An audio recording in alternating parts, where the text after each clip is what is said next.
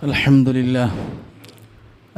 لله رب العالمين والصلاة والسلام على سيد المرسلين وعلى آله وصحبه أجمعين أما بعد أعوذ بالله من الشيطان الرجيم بسم الله الرحمن الرحيم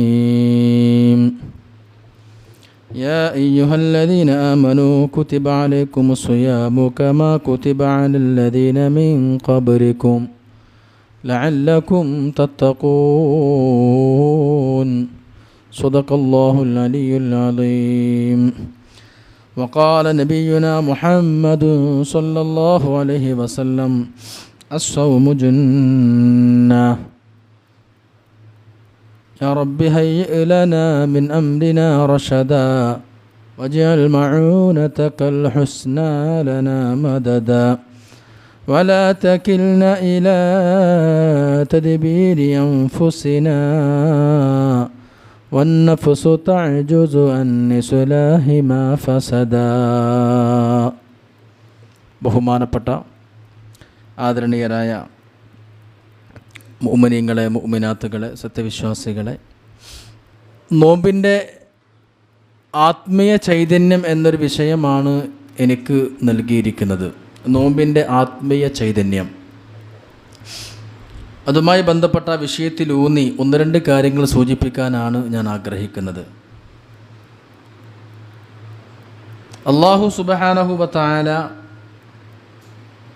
നമുക്ക് നോമ്പ് എന്ന ഏറ്റവും വലിയ ഈ ഒരു അവസരം, പരിശുദ്ധ റമദാൻ എന്ന പുണ്യ അവസരം അല്ലാഹു നമുക്ക് തന്നത് എങ്ങനെയെങ്കിലും നമ്മൾ അള്ളാഹുവിൻ്റെ റഹ്മത്തും മഗ്ഫിറത്തൊക്കെ കരസ്ഥമാക്കി സ്വർഗത്തിൽ കടക്കാൻ വേണ്ടിയാണ്. 70 പെറ്റുമ്മയേക്കാളും സ്നേഹമുള്ള അള്ളാഹു, അടിമകളോട് വലിയ സ്നേഹവും കരുണയുമുള്ള അള്ളാഹു, അടിമകൾക്ക് വലിയ ഓഫറുകൾ വാഗ്ദാനം തന്നത് എന്തിനു വേണ്ടിയാണ്? ഒരു വ്യാപാര സ്ഥാപനം, അല്ല ജ്വല്ലറിയോ ടെക്സ്റ്റൈൽസോ അല്ലെങ്കിൽ ഏതെങ്കിലും ഒരു കട, ആ കട വലിയ ഓഫർ ഇടക്ക് പ്രഖ്യാപിക്കും. അത് കസ്റ്റമേഴ്സിനോടുള്ള സ്നേഹം കൊണ്ടല്ല. ആ കൊടുക്കുന്ന ഓഫറുകളൊക്കെ അവരുടെ ബിസിനസ് ഒന്നുകൂടി ഉഷാറായി നടക്കാൻ വേണ്ടിയും അവരുടെ ലാഭങ്ങൾക്ക് വേണ്ടിയാണ്. എന്നാൽ പരിശുദ്ധ റമദാനിൽ അള്ളാഹു നൽകിയിരിക്കുന്ന ഓഫർ, എല്ലാവരും നന്നായി സ്വർഗത്ത് കടന്നാൽ അള്ളാഹു താലാക്ക് ഒന്നും കൂടുതൽ കൂടാൻ പോകുന്നില്ല. എല്ലാവരും നരകത്ത് കടന്ന അള്ളാഹുവിൻ്റെ അധികാരത്തിൽ എന്തെങ്കിലും ഒരു ചെറിയ കുറവ് അതുമില്ല. ലോകത്തുള്ള എല്ലാവരും നന്നായാലും അള്ളാഹുക്ക് ഒന്നും വരാൻ പോകുന്നില്ല. എല്ലാവരും കേടുന്നാൽ അള്ളാഹു താലാക്ക് ഒരു കോട്ടും വരാൻ പോകുന്നില്ല. അള്ളാഹു താല നമുക്ക് നൽകിയിരിക്കുന്നത് നമ്മുടെ നന്മയ്ക്ക് വേണ്ടി തന്നെയാണ്.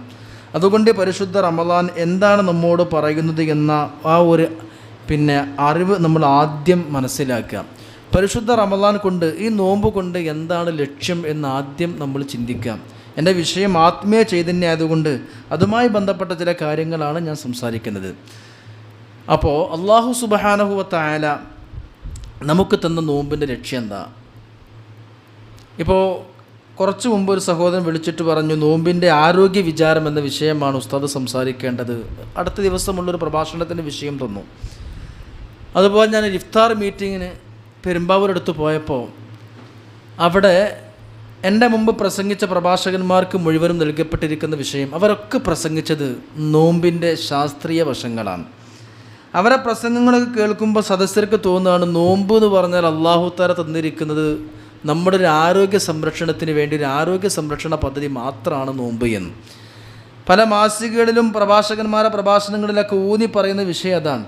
മനുഷ്യൻ്റെ ശരീരത്തിൽ കെട്ടിക്കിടക്കുന്ന വിഷാംശങ്ങളെ തള്ളിക്കളയാനും മനുഷ്യൻ്റെ ശരീരത്തിൽ കെട്ടിക്കിടക്കുന്ന കൊഴുപ്പ്, ഫാറ്റ്, കൊളസ്ട്രോളൊക്കെ നീക്കി ശരീരത്തിന് ഊർജ്ജവും ആർജവും ശക്തിയും പ്രതിരോധശേഷിയും കൂട്ടാനുള്ള ഒരു ആരോഗ്യ പദ്ധതിയായി നോമ്പിനെ അവർ അവിടെ പൂർണ്ണമായി അവതരിപ്പിക്കുകയാണ്. അപ്പോൾ നോമ്പ് എന്ന് പറഞ്ഞാൽ ഒരു ആരോഗ്യ പദ്ധതി. അത് ക്രിസ്ത്യൻ മതത്തിലുണ്ട്, ഹിന്ദു മതത്തിലുണ്ട്, പല മതത്തിലുണ്ട്. അതിനേക്കാൾ ശാസ്ത്രീയമായൊരു ആരോഗ്യ പദ്ധതിയാണ് നോമ്പ്.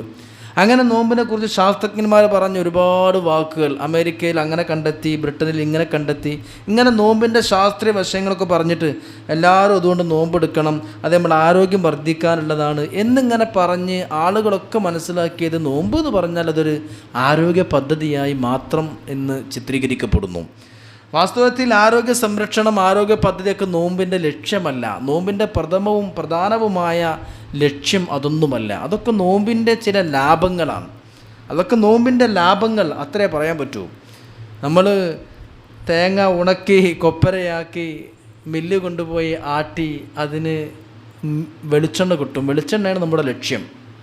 വെളിച്ചെണ്ണ കിട്ടുമ്പോൾ കിട്ടുന്നൊരു ലാഭമാണ് പിണ്ണാക്ക്. ആ പിണ്ണാക്ക് വേണമെങ്കിൽ നമുക്ക് വിൽക്കാം, വേണമെങ്കിൽ പശുവിനോ മറ്റൊക്കെ കൊടുക്കും, ആടിനൊക്കെ കൊടുക്കും ചെയ്യാം. ഇതേപോലെ നോമ്പിൻ്റെ ലക്ഷ്യം കിട്ടുമ്പോൾ ഉണ്ടാകുന്നൊരു പിണ്ണാക്ക് മാത്രമാണ് ആരോഗ്യ പദ്ധതി. ആരോഗ്യമൊക്കെ നോമ്പിൻ്റെയും നിസ്കാരത്തിൻ്റെയും സക്കാത്തിൻ്റെയും ഒക്കെ അങ്ങനെ തന്നെയാണ്. പക്ഷേ ആളുകളുടെ അവതരണം കേട്ട നിസ്കാരം എന്ന് പറഞ്ഞാൽ മനുഷ്യൻ സുജൂദ് ചെയ്യുമ്പോൾ, റുക്കൂ ചെയ്യുമ്പോൾ അവൻ്റെ എല്ലാ ഞരമ്പിലേക്കും രക്തമോടും, ബ്ലഡ് സർക്കുലേഷൻ ശരിക്കും നടക്കും. ഹിന്ദുക്കളിലും മറ്റും നടക്കുന്ന ധ്യാനങ്ങൾ, ക്രിസ്ത്യാനികൾ നടക്കുന്ന ധ്യാനങ്ങൾ, യോഗ, അതേപോലെ ഇസ്ലാമിൻ്റെ രൂപമാണ് നിസ്കാരം. സൂര്യ നമസ്കാരം പോലെ, യോഗ പോലെ, ധ്യാനം പോലെ മനുഷ്യൻ്റെ ശരീരത്തിന് ആരോഗ്യം കൊടുക്കുന്ന ഒരു വലിയൊരു സംഗതിയായിട്ട് നിസ്കാരത്തെ അവതരിപ്പിക്കും. അപ്പോൾ നിസ്കാരം എന്ന് പറഞ്ഞാൽ ആരോഗ്യം. രാവിലെ തന്നെ എഴുന്നേറ്റ് നിസ്കരിക്കുകയാണെങ്കിൽ തന്നെ ആരോഗ്യം കൂടും, ഷുഗറും കൊളസ്ട്രോളൊക്കെ കുറയും. അങ്ങനെ നിസ്കാരത്തെ അങ്ങനെ ചിത്രീകരിക്കും. ഇനി സക്കാത്താകുമ്പോൾ പറയും എന്ത്? പാവപ്പെട്ടവൻ്റെ കൈ പിടിച്ച് സമൂഹത്തിൻ്റെ മുഖ്യധാരയിലേക്ക് കൊണ്ടുവന്ന് ഇവിടെ ഒരു സാമ്പത്തികമായ സന്തുലിതാവസ്ഥ ഉണ്ടാക്കാനും ദാരിദ്ര്യ നിർമ്മാർജ്ജനമൊക്കെയാണ് സക്കാത്തിൻ്റെ ലക്ഷ്യം. ദാരിദ്ര്യ നിർമ്മാർജ്ജനമൊന്നും അല്ല സക്കാത്തിൻ്റെ പ്രധാനപ്പെട്ട ലക്ഷ്യം. കാരണം നമ്മളെന്തെങ്കിലും പൈസ കൊടുത്തില്ലെങ്കിൽ ഇവിടെ ആളുകളാരും പട്ടിണി കിടക്കാൻ പോകണമെന്നില്ല. അള്ളാഹു തആല തൊള്ള കയറിയാൽ പടച്ചോൻ ഭക്ഷണം കൊടുക്കും. പിന്നെ സക്കാത്ത് എന്ന് പറഞ്ഞാൽ നമ്മ ശുദ്ധിയാക്കുകയാണ്. അത് നമ്മ ശുദ്ധിയാക്കി നമ്മ വൃത്തിയാക്കാനുള്ള ലക്ഷ്യമാണ്. ഇനി ഹജ്ജാണെങ്കിലും ഏതാണെങ്കിലും ലക്ഷ്യം നമ്മൾ എന്താണെന്ന് മനസ്സിലാക്കാതെ പോകുന്നു എന്നാണ് ഏറ്റവും വലിയ ദുഃഖസത്യം. അപ്പോൾ എന്താണ് നോമ്പിൻ്റെ ലക്ഷ്യം, എന്താണ് നിസ്കാരത്തിൻ്റെ ലക്ഷ്യം? എല്ലാത്തിൻ്റെ ലക്ഷ്യം ഒന്നാണ്. എല്ലാത്തിൻ്റെ ലക്ഷ്യം ദിക്റാൻ. അഖിമി സ്വലാത്ത ലിദിക്രി. നോമ്പിനെ പറ്റി പറഞ്ഞത് അങ്ങനെയാണ്. നിങ്ങൾക്ക് നിർബന്ധമാക്കപ്പെട്ടിരിക്കുന്നത് ലഅല്ലക്കും തത്തഖൂൻ, തഖ്വ, സൂക്ഷ്മത ഉണ്ടാകാൻ വേണ്ടിയാണ്. ഈ പരിശുദ്ധമായ ഹജ്ജിനെ പറ്റി പറഞ്ഞപ്പോഴും തസവ്വദു ഫഇന്ന ഖൈറ സാദി തഖ്വ, അവിടെ തഖ്വയാണ് പറഞ്ഞത്. ഇനി സക്കാത്തിനെ പറ്റി പറഞ്ഞപ്പോഴും ഖുദ് മിൻ അംവാലിഹിം സദഖത്തൻ, അവിടെ പറഞ്ഞ തുസക്കീഹിം എന്ന, അവിടെയും തുതഹീറും തസ്കിയത്ത്. എവിടെയും ലക്ഷ്യം പ്രിയപ്പെട്ടവരെ ആത്മസംസ്കരണവും അള്ളാഹുവുമായിട്ടുള്ള നമ്മുടെ ബന്ധം ഊട്ടി ഉറപ്പിക്കുകയാണ്. ഇനി നമ്മൾ കൃത്യമായി മനസ്സിലാക്കേണ്ടത് അള്ളാഹുവിൻ്റെ പരിശുദ്ധമായ ഖുർആനിൽ അൽ ബഖറ സൂറത്തിൽ നോമ്പിൻ്റെ വിഷയങ്ങൾ ഇങ്ങനെ പറഞ്ഞു വരികയാണ് ഖുർആൻ. അതിനെ കർമ്മശാസ്ത്ര വിഷയങ്ങളൊക്കെ പറയുന്നുണ്ട്. കുറച്ച് അല്പം സഹോദരിമാരുള്ളത് കൊണ്ട് അതും വേണമെങ്കിൽ ഞാനൊന്ന് ഒന്ന് രണ്ട് കാര്യങ്ങൾ വേണമെങ്കിൽ സൂചിപ്പിക്കാം. നോമ്പിൻ്റെ ഖുർആൻ പറയുന്നത് ഷഹ്റു റമളാനുല്ലദീ ഉൻസില ഫീഹിൽ ഖുർആൻ, റമളാനിലാണ് ഖുർആൻ ഇറക്കപ്പെട്ടത്. നോമ്പ് ആരെടുക്കണം? മൻ കാന മിൻകും മരീളൻ, ആരെങ്കിലും നോമ്പിന് അസുഖമുള്ള ആളുകളുണ്ടെങ്കിൽ നോമ്പ് എടുക്കണ്ട എന്നൊക്കെ പറയുന്നുണ്ട്. ഇങ്ങനെ നോമ്പിൻ്റെ കർമ്മശാസ്ത്ര വിഷയങ്ങൾ ഇങ്ങനെ പറയാണ്. ഒരുപാട് വിഷയങ്ങൾ ഇങ്ങനെ അല്ലാഹു തആല ഖുർആനിൽ തന്നെ പറഞ്ഞു വരുന്നുണ്ട്. അത് നമ്മൾ ശ്രദ്ധിക്കണം. നോമ്പ് നിർബന്ധമാണ്. ബുദ്ധിയുള്ള വിവേകമുള്ള ആളുകൾക്ക് നോമ്പ് നിർബന്ധമാണ്. ഭ്രാന്തന്മാർക്ക് നിർബന്ധമല്ല. ശുദ്ധിയില്ലാത്ത ആളുകൾക്ക്, അശുദ്ധിയുള്ള ആളുകൾക്ക്, ഹൈലോ നിഫാസുള്ള സ്ത്രീകൾക്ക് നോമ്പ് നിർബന്ധമില്ല. അങ്ങനെയൊക്കെ പരിശുദ്ധമായ ഇസ്ലാം പഠിപ്പിക്കുന്ന കർമ്മ വിഷയങ്ങൾ നമ്മൾ പഠിക്കുക വേണം. ഗർഭിണികളായ സഹോദരിമാർക്ക് നോമ്പ് അനുഷ്ഠിക്കുകയാണെങ്കിൽ ബുദ്ധിമുട്ടുണ്ടാകുമെങ്കിൽ നോമ്പ് ഒഴിവാക്കാം. കുട്ടികൾക്ക് പാല് കൊടുക്കുന്ന പെണ്ണുങ്ങൾക്ക് നോമ്പെടുക്കുമ്പോൾ ബുദ്ധിമുട്ടാണെങ്കിൽ നോമ്പ് ഒഴിവാക്കാം. അവർ മുദ്ദൊന്നും കൊടുക്കേണ്ടതില്ല. പിന്നെ നോമ്പ് ഖളാ വീട്ടിയാൽ മതി. പക്ഷേ ഒരു ഗർഭിണിയായ സഹോദരി നോമ്പ് ഒഴിവാക്കുന്നത് അവൾക്ക് ശാരീരികമായി എന്തെങ്കിലും പ്രയാസം ഉണ്ടാകുമെന്ന് കരുതിയിട്ടല്ല. ഗർഭത്തിലിരിക്കുന്ന ഗർഭസ്ഥ ശിശുവിന് എന്തെങ്കിലും ഒരു ബുദ്ധിമുട്ടുണ്ടാകുമെന്ന് കരുതിയിട്ട് ആ കുട്ടിയെ പേടിച്ചിട്ട് മാത്രമാണ് ഗർഭിണി നോമ്പ് ഒഴിവാക്കുന്നതെങ്കിൽ ആ പെണ്ണ് നോമ്പ് ഖളാ വീട്ടിയാൽ മാത്രം പോരാ. ഒരു നോമ്പിനൊരു മുദ്ദ് വീതം എന്ത് ചെയ്യണം? കഫാറത്ത് കൊടുക്കണം, പാവങ്ങൾക്ക് ദാനം ചെയ്യണം. ഇതുപോലെ കുട്ടിക്ക് പാല് കൊടുക്കുന്ന, മുല കൊടുക്കുന്ന ഒരു പെണ്ണ് നോമ്പ് ഒഴിവാക്കുന്നത്, ഞാൻ നോമ്പെടുത്താൽ എനിക്ക് കുഴപ്പമൊന്നുമില്ല, പക്ഷേ ഈ കുട്ടിക്ക് ശിശുവിന് വല്ല ബുദ്ധിമുട്ടുണ്ടാവുമോ എന്ന് പേടിച്ചിട്ടാണ് ഒരു മുലയൂട്ടുന്ന പെണ്ണ് നോമ്പ് ഒഴിവാക്കുന്നതെങ്കിൽ ആ നോമ്പ് ഖളാ വീട്ടിയാൽ മാത്രം പോരാ, ഒരു മുദ്ദ് കൊടുക്കും വേണം. കുട്ടിക്ക് തകരാറൊന്നുമില്ല, സ്വന്തത്തിന് പേടിച്ചിട്ടാണ് എന്നുണ്ടെങ്കിൽ മുദ്ദ് കൊടുക്കേണ്ട ആവശ്യമില്ല, ഖളാ വീട്ടിയാൽ മതി. ഗർഭിണിയാണെങ്കിലും പാലൂട്ടുന്ന പെണ്ണാണെങ്കിലും നോമ്പ് ഒഴിവാക്കുന്നത് കുട്ടിയുടെ ഒരു കാര്യം മാത്രം പേടിച്ചിട്ടാണെന്നുണ്ടെങ്കിൽ ഒരു മുദ്ദ് ദാനം ചെയ്യണം. ഒരു മുദ്ദ് എന്ന് പറഞ്ഞാൽ ഏകദേശം 650 ഗ്രാം അരിയാണ്. അത് സക്കാത്തിൻ്റെ അവകാശികൾക്ക് കൊടുക്കുന്ന പോലെയല്ല, ഫക്കീറന്മാർക്കും മിസ്കീന്മാർക്കും തന്നെ കൊടുക്കണം. സക്കാത്തിൻ്റെ മുതൽ നമ്മുടെ നാട് വിട്ട് വേറെ നാട്ടിൽ കൊടുക്കാൻ പറ്റൂല. എന്നാൽ നോമ്പിൻ്റെ മുദ്ദ് അങ്ങനെയല്ല, വേറെ നാട്ടിലെ പാവങ്ങൾക്കും കൊടുക്കാം. അത് മുൻകൂട്ടി കൊടുക്കാൻ പറ്റൂല. ചില സഹോദരിമാരെന്ത് ചെയ്യും, അല്ലെങ്കിൽ സുഖമില്ലാത്ത ആളുകൾ റമളാൻ 30-നും കൂടി റമളാൻ 1-ന് കൊടുക്കും. മുൻകൂട്ടി കൊടുക്കാൻ പറ്റൂല. അതെല്ലാത്തിൻ്റെയും മുദ്ദ് ഏകദേശം ഒരു നോമ്പിന് 650 ഗ്രാം ആകുമ്പോൾ അത് കൂട്ടി നോക്കിയാൽ മതി, ഏകദേശം 20 കിലോ അതിൻ്റെ അപ്പുറം ഉണ്ടാവും. അത് നോമ്പിൻ്റെ ലാസ്റ്റ് ഈ 30 നോമ്പിനും കൂടി അവസാനം കൊടുത്താൽ മതി. അല്ലെങ്കിൽ ഓരോ നോമ്പിനും അന്ന് പകൽ കൊടുക്കുക, അല്ലെങ്കിൽ അതിൻ്റെ തൊട്ട് തലേന്നും കൊടുക്കുക. നാളത്തെ നോമ്പിന് വേണ്ടിയിട്ട് ഇന്ന് മഗ്‌രിബ് മുതലേക്ക് കൊടുക്കാം, നാളെയും കൊടുക്കുക. ഇന്നത്തെ നോമ്പിന് ഇന്നും കൊടുക്കുക, ഇന്നലെ രാത്രിയും കൊടുക്കായിരുന്നു. പല ആളുകളും അത് മുൻകൂട്ടി കൊടുക്കാറുണ്ട്. അത് പറ്റൂല. ഇത് ഞാൻ ഇതിൻ്റെ കർമ്മ വിഷയങ്ങൾ മനസ്സിലാക്കാൻ വേണ്ടി ഒന്ന് സൂചിപ്പിച്ചു എന്നേ ഉള്ളൂ.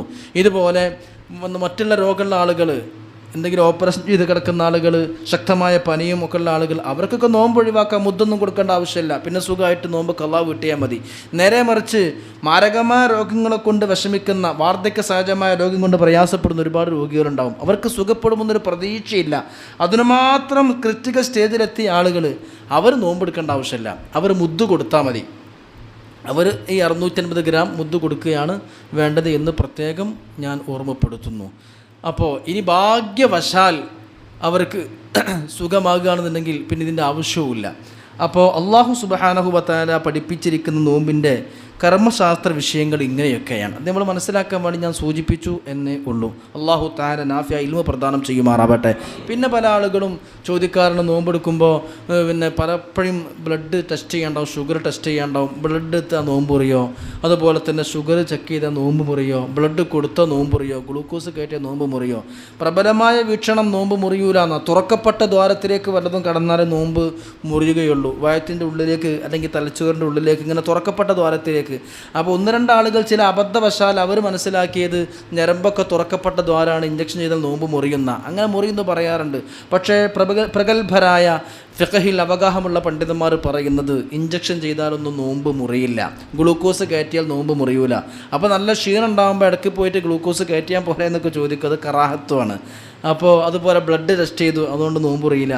അതുപോലെ തന്നെ ഷുഗർ ടെസ്റ്റ് ചെയ്തു, ഇതിനൊന്നും നോമ്പ് മുറിയില്ല. ഇനി കണ്ണിൽ മരുന്നിട്ടിച്ചാൽ, ഉസ്താദെ കണ്ണിൽ മരുന്നിട്ടിച്ചാൽ ആ മരുന്ന് ചിലപ്പോൾ തൊണ്ടയ്ക്ക് എത്താറുണ്ടല്ലോ. കണ്ണിൽ തുറക്കപ്പെട്ട ദ്വാരമല്ല, കണ്ണിൽ മരുന്നിട്ടിച്ചായിരുന്നു നോമ്പ് മുറിയൂല. നേരെ മറിച്ച് ചെവി മൂക്കിലൊക്കെ ഇട്ടിച്ച നോമ്പ് മുറിയും, കണ്ണിലിട്ടിച്ച നോമ്പ് മുറിയൂല. അതുപോലെ തന്നെ എണ്ണ തേച്ചാൽ നോമ്പ് മുറിയൂല. ഇതൊക്കെ ചില വിഷയങ്ങൾ നമ്മൾ മനസ്സിലാക്കേണ്ടതുണ്ട്. പിന്നെ പരിശുദ്ധമായ റമളാന് നോമ്പ് നിയ്യത്ത് നിർബന്ധമാണ്. ഞാൻ ഏതായാലും രാത്രി പ്രത്യേക നവൈത്തു എന്നൊക്കെ പറഞ്ഞ് നിയ്യത്ത് മനസ്സ് കരുതിയിട്ടില്ല, നിയ്യത്ത് പറഞ്ഞിട്ടുമില്ല. പക്ഷേ നോമ്പെടുക്കണം എന്നുള്ള ഉദ്ദേശത്തിനാണല്ലോ ഞാൻ രാത്രി അത്താഴം കഴിച്ചതെന്നില്ല, ആ ഉദ്ദേശം കൊണ്ട് നോമ്പ് കിട്ടൂല. പിറ്റേ ദിവസം നോമ്പെടുക്കാൻ വേണ്ടിയതല്ലേ അലാറം വെച്ച് എഴുന്നേറ്റതും ഭക്ഷണം തിന്നൊക്കെ. അപ്പോൾ ഇനി വേറെ നിയ്യത്ത് പ്രത്യേകം വെക്കേണ്ട ആവശ്യമുണ്ടോയെന്ന് ചോദിക്കരുത്. നിയ്യത്ത് പ്രത്യേകമായിട്ട് ആ ഒരു വിശിഷ്ടമായ കരുത്ത് നമ്മുടെ മനസ്സിൽ ഉണ്ടാവുക തന്നെ വേണം. അത്താഴം കഴിച്ചുകൊണ്ടൊന്നും എന്ത് കിട്ടൂല, നിയ്യത്തില്ലെങ്കിൽ നോമ്പ് കിട്ടൂല. പക്ഷേ പരിശുദ്ധമായ റമളാനിലെ ഏതെങ്കിലും ഒരു ദിവസം നിയ്യത്ത് വെക്കാൻ മറന്നുപോയാൽ, സഹോദരിമാർക്ക് മനസ്സിലാക്കാൻ വേണ്ടി പറയാൻ, മറന്നുപോയാൽ ആ ദിവസത്തെയും കൂടി നോമ്പ് കിട്ടാൻ വേണ്ടിയിട്ട് റമളാൻ 30 ദിവസത്തിനും കൂടി ഒന്നായിട്ട് തുടക്കത്തിൽ നിയ്യത്ത് വെച്ചാൽ മതി എന്ന് മാലിക്കി മദ്ഹബിൻ്റെ അഭിപ്രായമുണ്ട്. മാലിക്കി ഇമാമിൻ്റെ അഭിപ്രായം എങ്ങനെയാണ്? റമളാൻ 1 തന്നെ ഈ 30 ദിവസം ഞാൻ നോമ്പെടുക്കാൻ കരുതി, അങ്ങനെ നിയ്യത്ത് കരുതിയാൽ ഇനി അങ്ങോട്ടും പറ്റും. അങ്ങനെയാണെങ്കിൽ ഏതെങ്കിലും ഒരു ദിവസം മറന്നു പോയാൽ ആ നോമ്പ് അതുകൊണ്ട് കിട്ടുന്നതാണ്. മാലിക്കി മദ്ഹബ് പ്രകാരമുള്ള നോമ്പ് വളരെ ശ്രദ്ധിക്കും വേണം. കണ്ണിൽ സുറുമയിട്ടാൽ നോമ്പ് മുറിയും ചെയ്യും. മാലിക്കി മദ്ഹബിൽ മറന്ന് ഭക്ഷണം കഴിച്ചാൽ നോമ്പ് മുറിയും. ഇതൊക്കെ മാലിക്കി മദ്ഹബിൻ്റെ വിഷയമാണ്. അപ്പോൾ ഏതാവട്ടെ, അതുപോലെ തന്നെ മറ്റ് ഒരു മസല പ്രത്യേകമായിട്ട് സഹോദരിമാർക്ക് പഠിക്കേണ്ടത്, പെട്ടെന്ന് അശുദ്ധി നിന്നു, എന്നാൽ പിന്നെ രാത്രി കുളിക്കൽ നിർബന്ധമല്ല, നോമ്പെടുക്കണമെങ്കിൽ ജനാപത്തുകാരന് വലിയ അശുദ്ധിയില്ലാക്ക് നോമ്പെടുക്കണമെന്നുണ്ടെങ്കിൽ കുളിക്കൽ നിർബന്ധമല്ല. അത് സുബൈ കുളിക്കാൻ നിസ്കരിക്കാൻ വേണ്ടിയിട്ട് കുളിക്കണമെന്നല്ലാതെ നോമ്പെടുക്കാൻ ശുദ്ധിയുടെ ആവശ്യം ഇല്ല എന്ന് പ്രത്യേകം ഉണർത്തുന്നു. ആർത്തവമുള്ള സഹോദരിമാർ റമളാൻ്റെ പകലല്ലേ പുണ്യല്ലേ എന്ന് കരുതിയിട്ട് ഭക്ഷണം കഴിക്കാതിരിക്കൽ ഹറാമാണ്. ഒരു ഭക്ഷണം കഴിക്കും വേണം.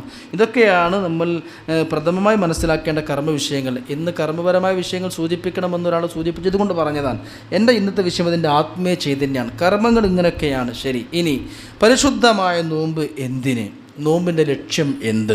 അത് മാത്രം പറഞ്ഞ് ഞാൻ എൻ്റെ വിഷയം അങ്ങ് അവസാനിപ്പിക്കാം. പ്രിയപ്പെട്ട സഹോദരങ്ങളെ, അല്ലാഹു സുബ്ഹാനഹു വ തആല പരിശുദ്ധ ഖുർആനിൽ നോമ്പിനെ പറ്റി ഇങ്ങനെ പറയാൻ, ശഹ്റു റമളാനല്ലദീ ഉൻസില ഫീഹിൽ ഖുർആൻ ഹുദൽ ലിന്നാസി വബയ്യിനാതിൻ മിനൽ ഹുദാ വൽ ഫുർഖാൻ. പരിശുദ്ധമായ റമളാനിലാണ് വിശുദ്ധമായ ഖുർആൻ അവതരിപ്പിക്കപ്പെട്ടത് എന്നിങ്ങനെ പറഞ്ഞ് അല്ലാഹു തആല പറയുകയാണ്, വഇദാ സഅലക ഇബാദി അന്നി ഫഇന്നി ഖരീബ്. നബിയേ, എന്നെക്കുറിച്ച് എൻ്റെ അടിമകൾ ചോദിച്ചാൽ ഞാൻ എവിടെയാണ്, സൃഷ്ടാവ് എവിടെയാണ്, അള്ളാഹു എവിടെയാണ് എന്ന് എന്നെപ്പറ്റി ചോദിച്ചാൽ നബിയേ ഫഇന്നീ ഖരീബ്, ഞാൻ അവരെ കൂടെയുണ്ട്, അവരെ തൊട്ടടുത്ത് ഞാനുണ്ട് നബിയേ. ഉജീബു ദഅവത ദാഇ ഇദാ ദഅനി, എന്നോട് പ്രാർത്ഥിച്ചാൽ അവരുടെ പ്രാർത്ഥനയ്ക്ക് ഞാൻ ഉത്തരം കൊടുക്കുന്നതാണ്. അപ്പോൾ നോമ്പിൻ്റെ വിഷയം പറഞ്ഞ്, റമളാൻ്റെ വിഷയം പറഞ്ഞ്, നോമ്പിൻ്റെ കർമ്മശാസ്ത്ര വിഷയങ്ങളൊക്കെ പറഞ്ഞിട്ട് പടച്ചോൻ പറയുന്നത് എൻ്റെ അടിമകൾ ഞാൻ എവിടെയെന്ന് ചോദിച്ചാൽ ഞാൻ അവരെ കൂടെയുണ്ട്.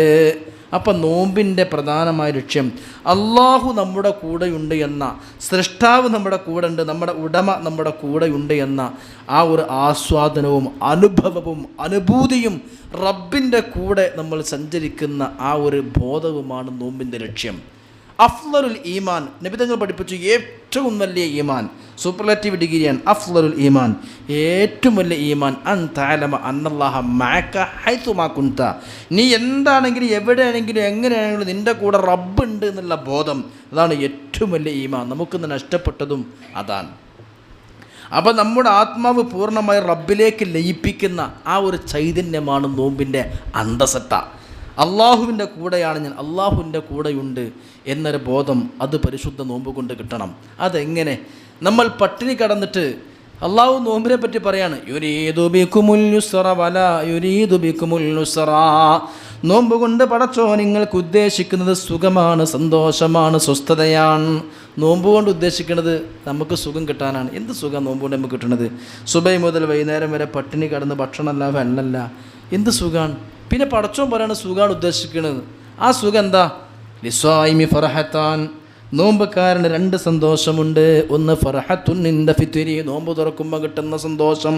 മറ്റൊന്ന് ഫർഹത്തുൻ ഇൻദ ലിഖാഇ റബ്ബി, അള്ളാഹുവിനെ കണ്ടുമുട്ടുമ്പോഴുള്ള സന്തോഷം. അതന്നെ.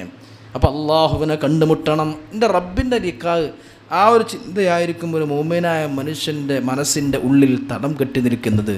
ആ ഒരു ബോധവും അനുഭൂതിയും അതായിരിക്കും അവന് കൊടുക്കുന്ന ഏറ്റവും വലിയ സന്തോഷം. നോമ്പിൻ്റെ ലക്ഷ്യം അതാണ്. സ്രഷ്ടാവിലേക്ക് അടിമ പൂർണ്ണമായി എത്തി ലയിച്ച് അള്ളാഹുവിൻ്റെ കൂടെ, അള്ളാഹു എൻ്റെ കൂടെയാണ് എന്ന ആസ്വാദനം അത് നമുക്ക് കിട്ടണം. അതെങ്ങനെയെന്ന് നമ്മൾ ശരിക്കും ചിന്തിക്കി നമ്മുടെ മനസ്സിനെ സംസ്കരിച്ച് പട്ടിണിക്കിട്ട് ഒരു ട്രെയിനിങ് നടത്തി നമ്മൾ അള്ളാഹുവിനെ കാണാൻ കാത്തിരിക്കുകയാണ്. ഏത് അമലും അത് അവനക്കുള്ളതാണ്. നോമ്പ് എനിക്കുള്ളതാണെന്ന് പടച്ചോൻ പറഞ്ഞു. എൻ്റെ നോമ്പിൻ്റെ മാത്രം പ്രത്യേകത, ഒരിക്കലും ഒരാൾക്ക് കാണാൻ പറ്റാത്തൊരു കാര്യമാണ് നോമ്പ്. നിസ്കാരം നമ്മൾ നിസ്കരിക്കുന്നത് നാലാൾക്ക് കാണാം, സക്കാത്ത് കൊടുക്കുന്നത് കാണാം, ഹജ്ജ് ചെയ്യണത് കാണാം. നോമ്പ് ഒരാൾക്കും കാണാൻ പറ്റൂല, അതീവ രഹസ്യമാണ്. കാരണം നോമ്പ് പ്രത്യക്ഷത്തിലൊരു കർമ്മമേ അല്ല, എന്തെങ്കിലും ഒരു പണിയല്ലല്ലോ നോമ്പ്. ഒരു പണി ഇല്ലാതിരിക്കുക എന്നുള്ളതാണ് ശരിക്കും നോമ്പ്. നിഷ്ക്രിയത്വമാണ് ഒരർത്ഥത്തിൽ പറഞ്ഞാൽ, ഒരു കർമ്മമല്ല നോമ്പ്. പിന്നെ നമ്മുടെ ആഗ്രഹങ്ങൾ വെടിയ, ഇതാണ് നോമ്പ്. മനുഷ്യൻ എന്തൊക്കെ ആഗ്രഹമുണ്ട് അതൊക്കെ വെടിയ.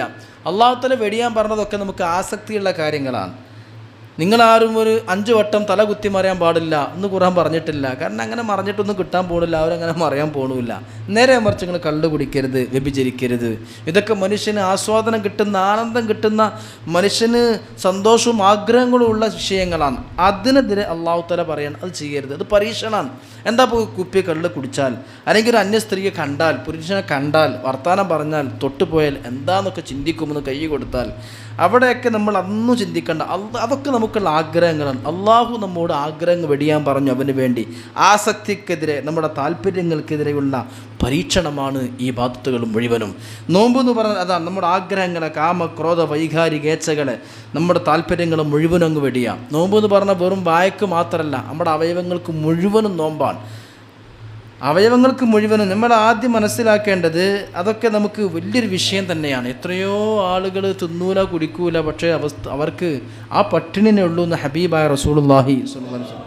ഇനി നമ്മൾ ആരാന്ന് മനസ്സിലാക്കിയാൽ മതി. നമ്മളാരാണ്?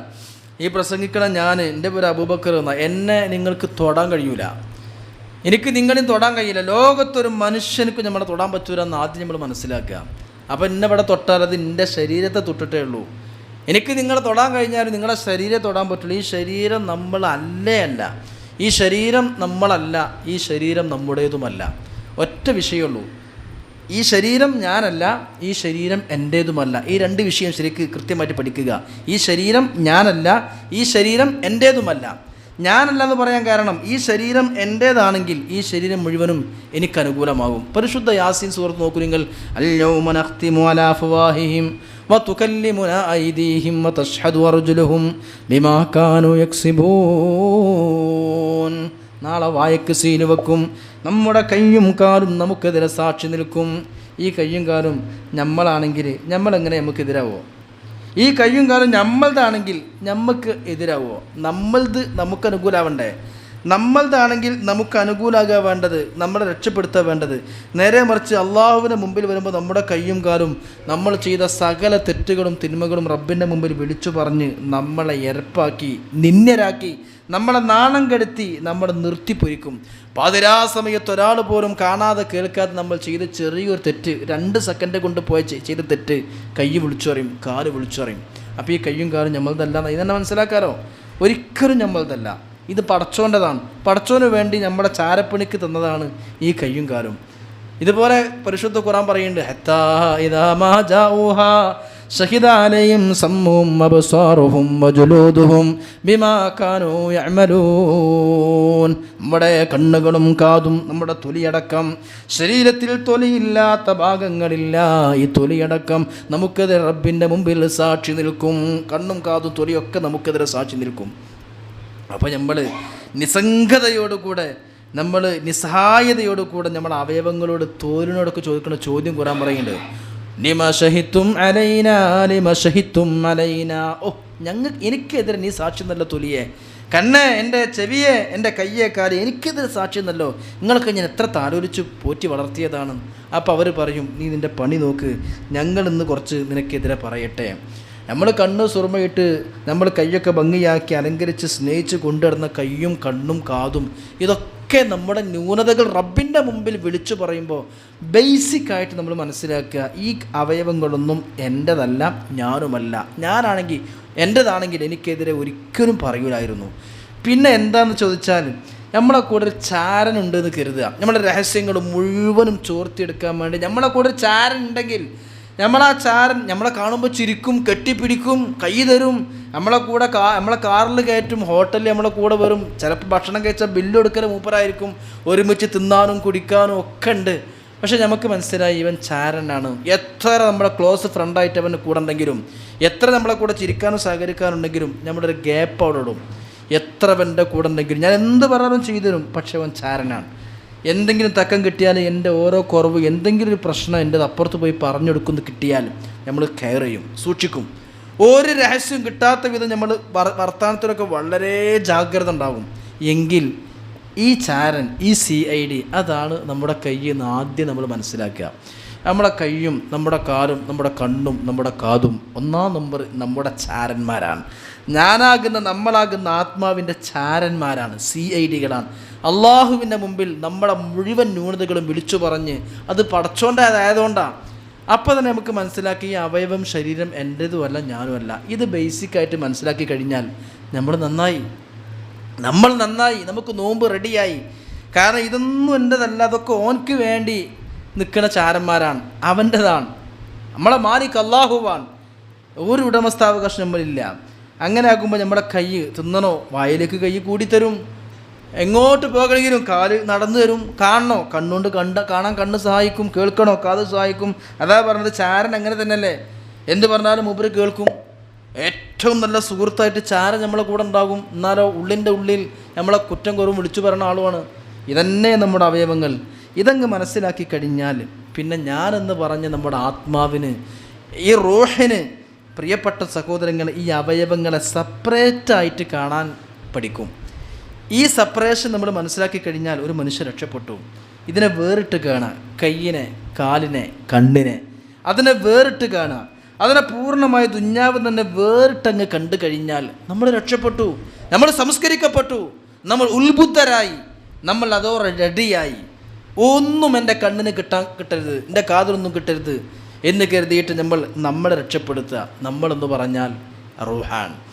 മരിച്ചു കിടക്കുന്ന വാപ്പാൻ്റെ മയ്യത്തുമ്മ വീണിട്ട് മക്കൾ കരഞ്ഞ് പറയും, ബാപ്പേ നിങ്ങൾ വിട്ടു പോയല്ലോ, ഞങ്ങൾ ഒറ്റക്കാക്കി പോയല്ലോ, നിങ്ങൾ ഇത്ര പെട്ടെന്ന് പോകും ഞങ്ങൾ കരുതിയില്ല.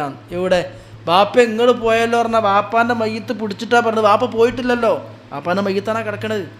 പിന്നെ ഇവിടെ വാപ്പ നിങ്ങൾ പോയല്ലോ എന്ന് പറഞ്ഞാൽ നിങ്ങൾ പറഞ്ഞാൽ ഏതാ? ഈ ബോഡിയല്ല, ബോഡി ഇവിടെ ഉണ്ടല്ലോ.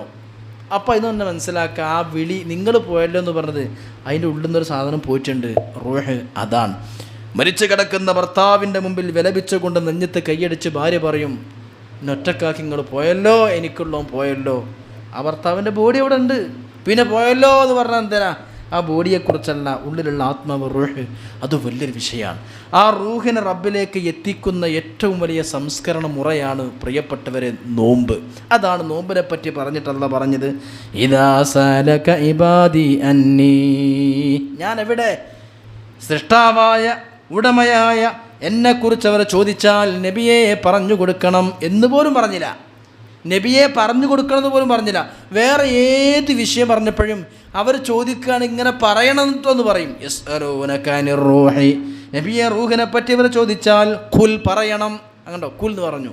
ഇതുപോലെ യസ്അലൂനക അനിൽ അഹില്ലതി, നിലാവിനെ കുറിച്ച് ചന്ദ്രനെ കുറിച്ച് ചോദിച്ചാൽ നബിയെ ഖുൽ പറയണം. ഒക്കെ പറയണമെന്ന് പറയും. പക്ഷേ എന്നെപ്പറ്റി ചോദിച്ചാൽ പറയണമെന്ന് പോലും പറയാതെ അള്ളാഹ് നേരിട്ട് പറഞ്ഞു, എന്നെപ്പറ്റി ചോദിച്ചാൽ ഞാൻ അവരെ കൂടെ ഉണ്ട്.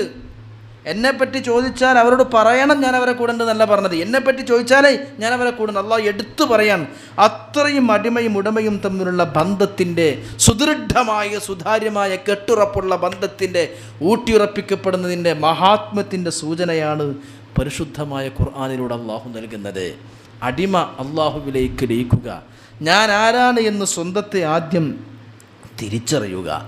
ഞാൻ ആരാണ്? ഈ ശരീരമല്ല ഞാൻ, എൻ്റെ റൂഹ്. അള്ളാഹു തആല നമുക്ക് തന്നിരിക്കുന്ന റൂഹിൻ്റെ അസാധ്യമായ കഴിവുകൾ ആദ്യം നമ്മൾ കണ്ടെത്തുക. അസാധ്യമായ കഴിവുകൾ നമ്മുടെ റൂഹിനുണ്ട്.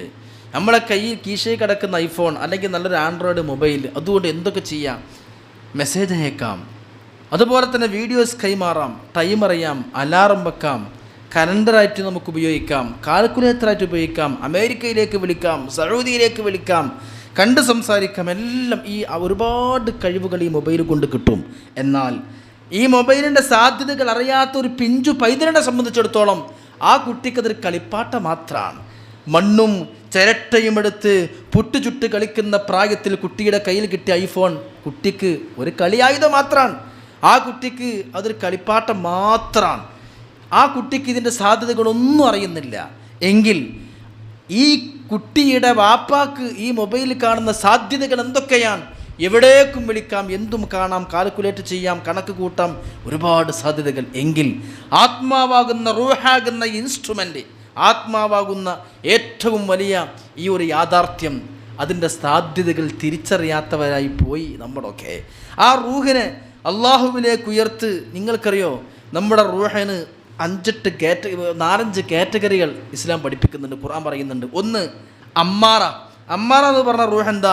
എപ്പോഴും തെറ്റുകൾ ഇങ്ങനെ പറയും, തെറ്റ് ചെയ്യണം, തെറ്റ് കാരണം, തെറ്റ് പറയണം, ഗീബത്ത്, നമീമത്ത്, നുണ, തെറ്റുകൾ എപ്പോഴും കൽപ്പിക്കുന്നത്. ആ ഒരു തസ്തികക്കാണ് അമ്മാറ. അവിടെ നിന്ന് ഒരു സ്റ്റേജ് ഉയർന്നതാണ് നഫ്സ് ലവ്വാമ. നഫ്സ് ലവ്വാമ എന്ന് പറഞ്ഞാൽ എന്താ? തെറ്റ് ചെയ്യുമ്പോഴേക്ക് സ്വന്തത്തെ കുറ്റപ്പെടുത്തും, മനസാക്ഷി കുത്തു വരും, വല്ലാത്ത വിഷമം വരും. അത് ഈ ഒന്നാമത്തെ അമ്മാറയേക്കാൾ ഉയർന്ന ഒരു തസ്തികയാണ്. അവിടെ നിന്നാണ്ട് കിട്ടാൽ നഫ്സ് മുൽഹിമ എന്ന് പറയും. തെറ്റ് ചെയ്യൂല, തെറ്റിങ്ങനെ തോന്നിപ്പിക്കും, തെറ്റ് തോന്നും, ചെയ്യൂല. പിന്നെ മുത്മഇന്ന, കറക്റ്റായി ഒരു തെറ്റും ചെയ്യാതെ അള്ളാഹുവിൻ്റെ എന്ത് വിധിയിലും തൃപ്തിപ്പെട്ട് സന്തോഷം ഇങ്ങനെ പോവും. പിന്നെ റാളിയ, പിന്നെ മർലിയ, പിന്നെ കാമില. ഇങ്ങനെ നഫ്സിന് ഒരുപാട് ഡിഗ്രികളുണ്ട്. ഖുർആൻ പറയുന്നുണ്ടല്ലോ, യാ അയ്യതുഹൻ നഫ്സുൽ മുത്മഇന്ന ഇർജിഇ ഇലാ റബ്ബിക റാളിയതൻ മർളിയ. നമ്മുടെ നഫ്സ് എവിടെ ഉള്ളത്? നമ്മൾ എപ്പോഴെങ്കിലും അതിനെപ്പറ്റി ചിന്തിച്ചിട്ടുണ്ടോ? നമ്മൾ നഫ്സിന് ഉയർച്ചയുണ്ട്. നമ്മളിപ്പോൾ പണ്ട് ഒന്നും അറിയാത്ത ആളുകളെ പിന്നെ ഉയർന്നു SLC കഴിഞ്ഞ് ഡിഗ്രി കഴിഞ്ഞു, പിന്നെ അതിൻ്റെ ശേഷം പോസ്റ്റ് ഗ്രാജുവേഷൻ കഴിഞ്ഞു, അല്ലെങ്കിൽ ഭൗതികമായിട്ട് പണ്ടത്തേക്കാൾ സാമ്പത്തികമായിട്ട് ഉയർന്നു. എങ്കിൽ നമ്മുടെ റൂഹ് ഇപ്പോൾ ഇവിടെ ഉള്ളത്. നമ്മൾ 20ാമത്തെ വയസ്സിൽ ഹറാമിനോടുള്ള ആ ഒരു ചിന്താഗതി തന്നെയാണോ ഇപ്പോഴും നമുക്കുള്ള? ചിന്തിച്ചാൽ മതി. ഹറാമ് ചെയ്യാതിരിക്കണതിലല്ല വിഷയം, ഹറാമിനോട് വെറുപ്പുണ്ടോ എന്നുള്ളതാണ് വിഷയം. വളരെ ശ്രദ്ധിക്കണം.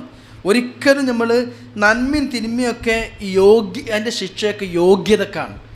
ഞാൻ പറഞ്ഞത് നിങ്ങൾക്ക് മനസ്സിലാക്കുക, ഒന്നുകൂടി കൃത്യമായിട്ട് ചിന്തിക്കുക. അതായത് നമ്മളാരും ഹറാമ് ചെയ്യണില്ല, തെറ്റ് ചെയ്യണില്ല. അതെന്തുകൊണ്ടാണ്? അതിനോടുള്ള വെറുപ്പ് കൊണ്ടായിക്കൊള്ളണമെന്നില്ല, അതിൻ്റെ സാഹചര്യം നമുക്ക് കിട്ടിയിട്ടില്ല. ഹറാമിൻ്റെ സാഹചര്യം കിട്ടണില്ല, നമ്മൾ ചെയ്യണില്ല. അതിനല്ല കൂലി.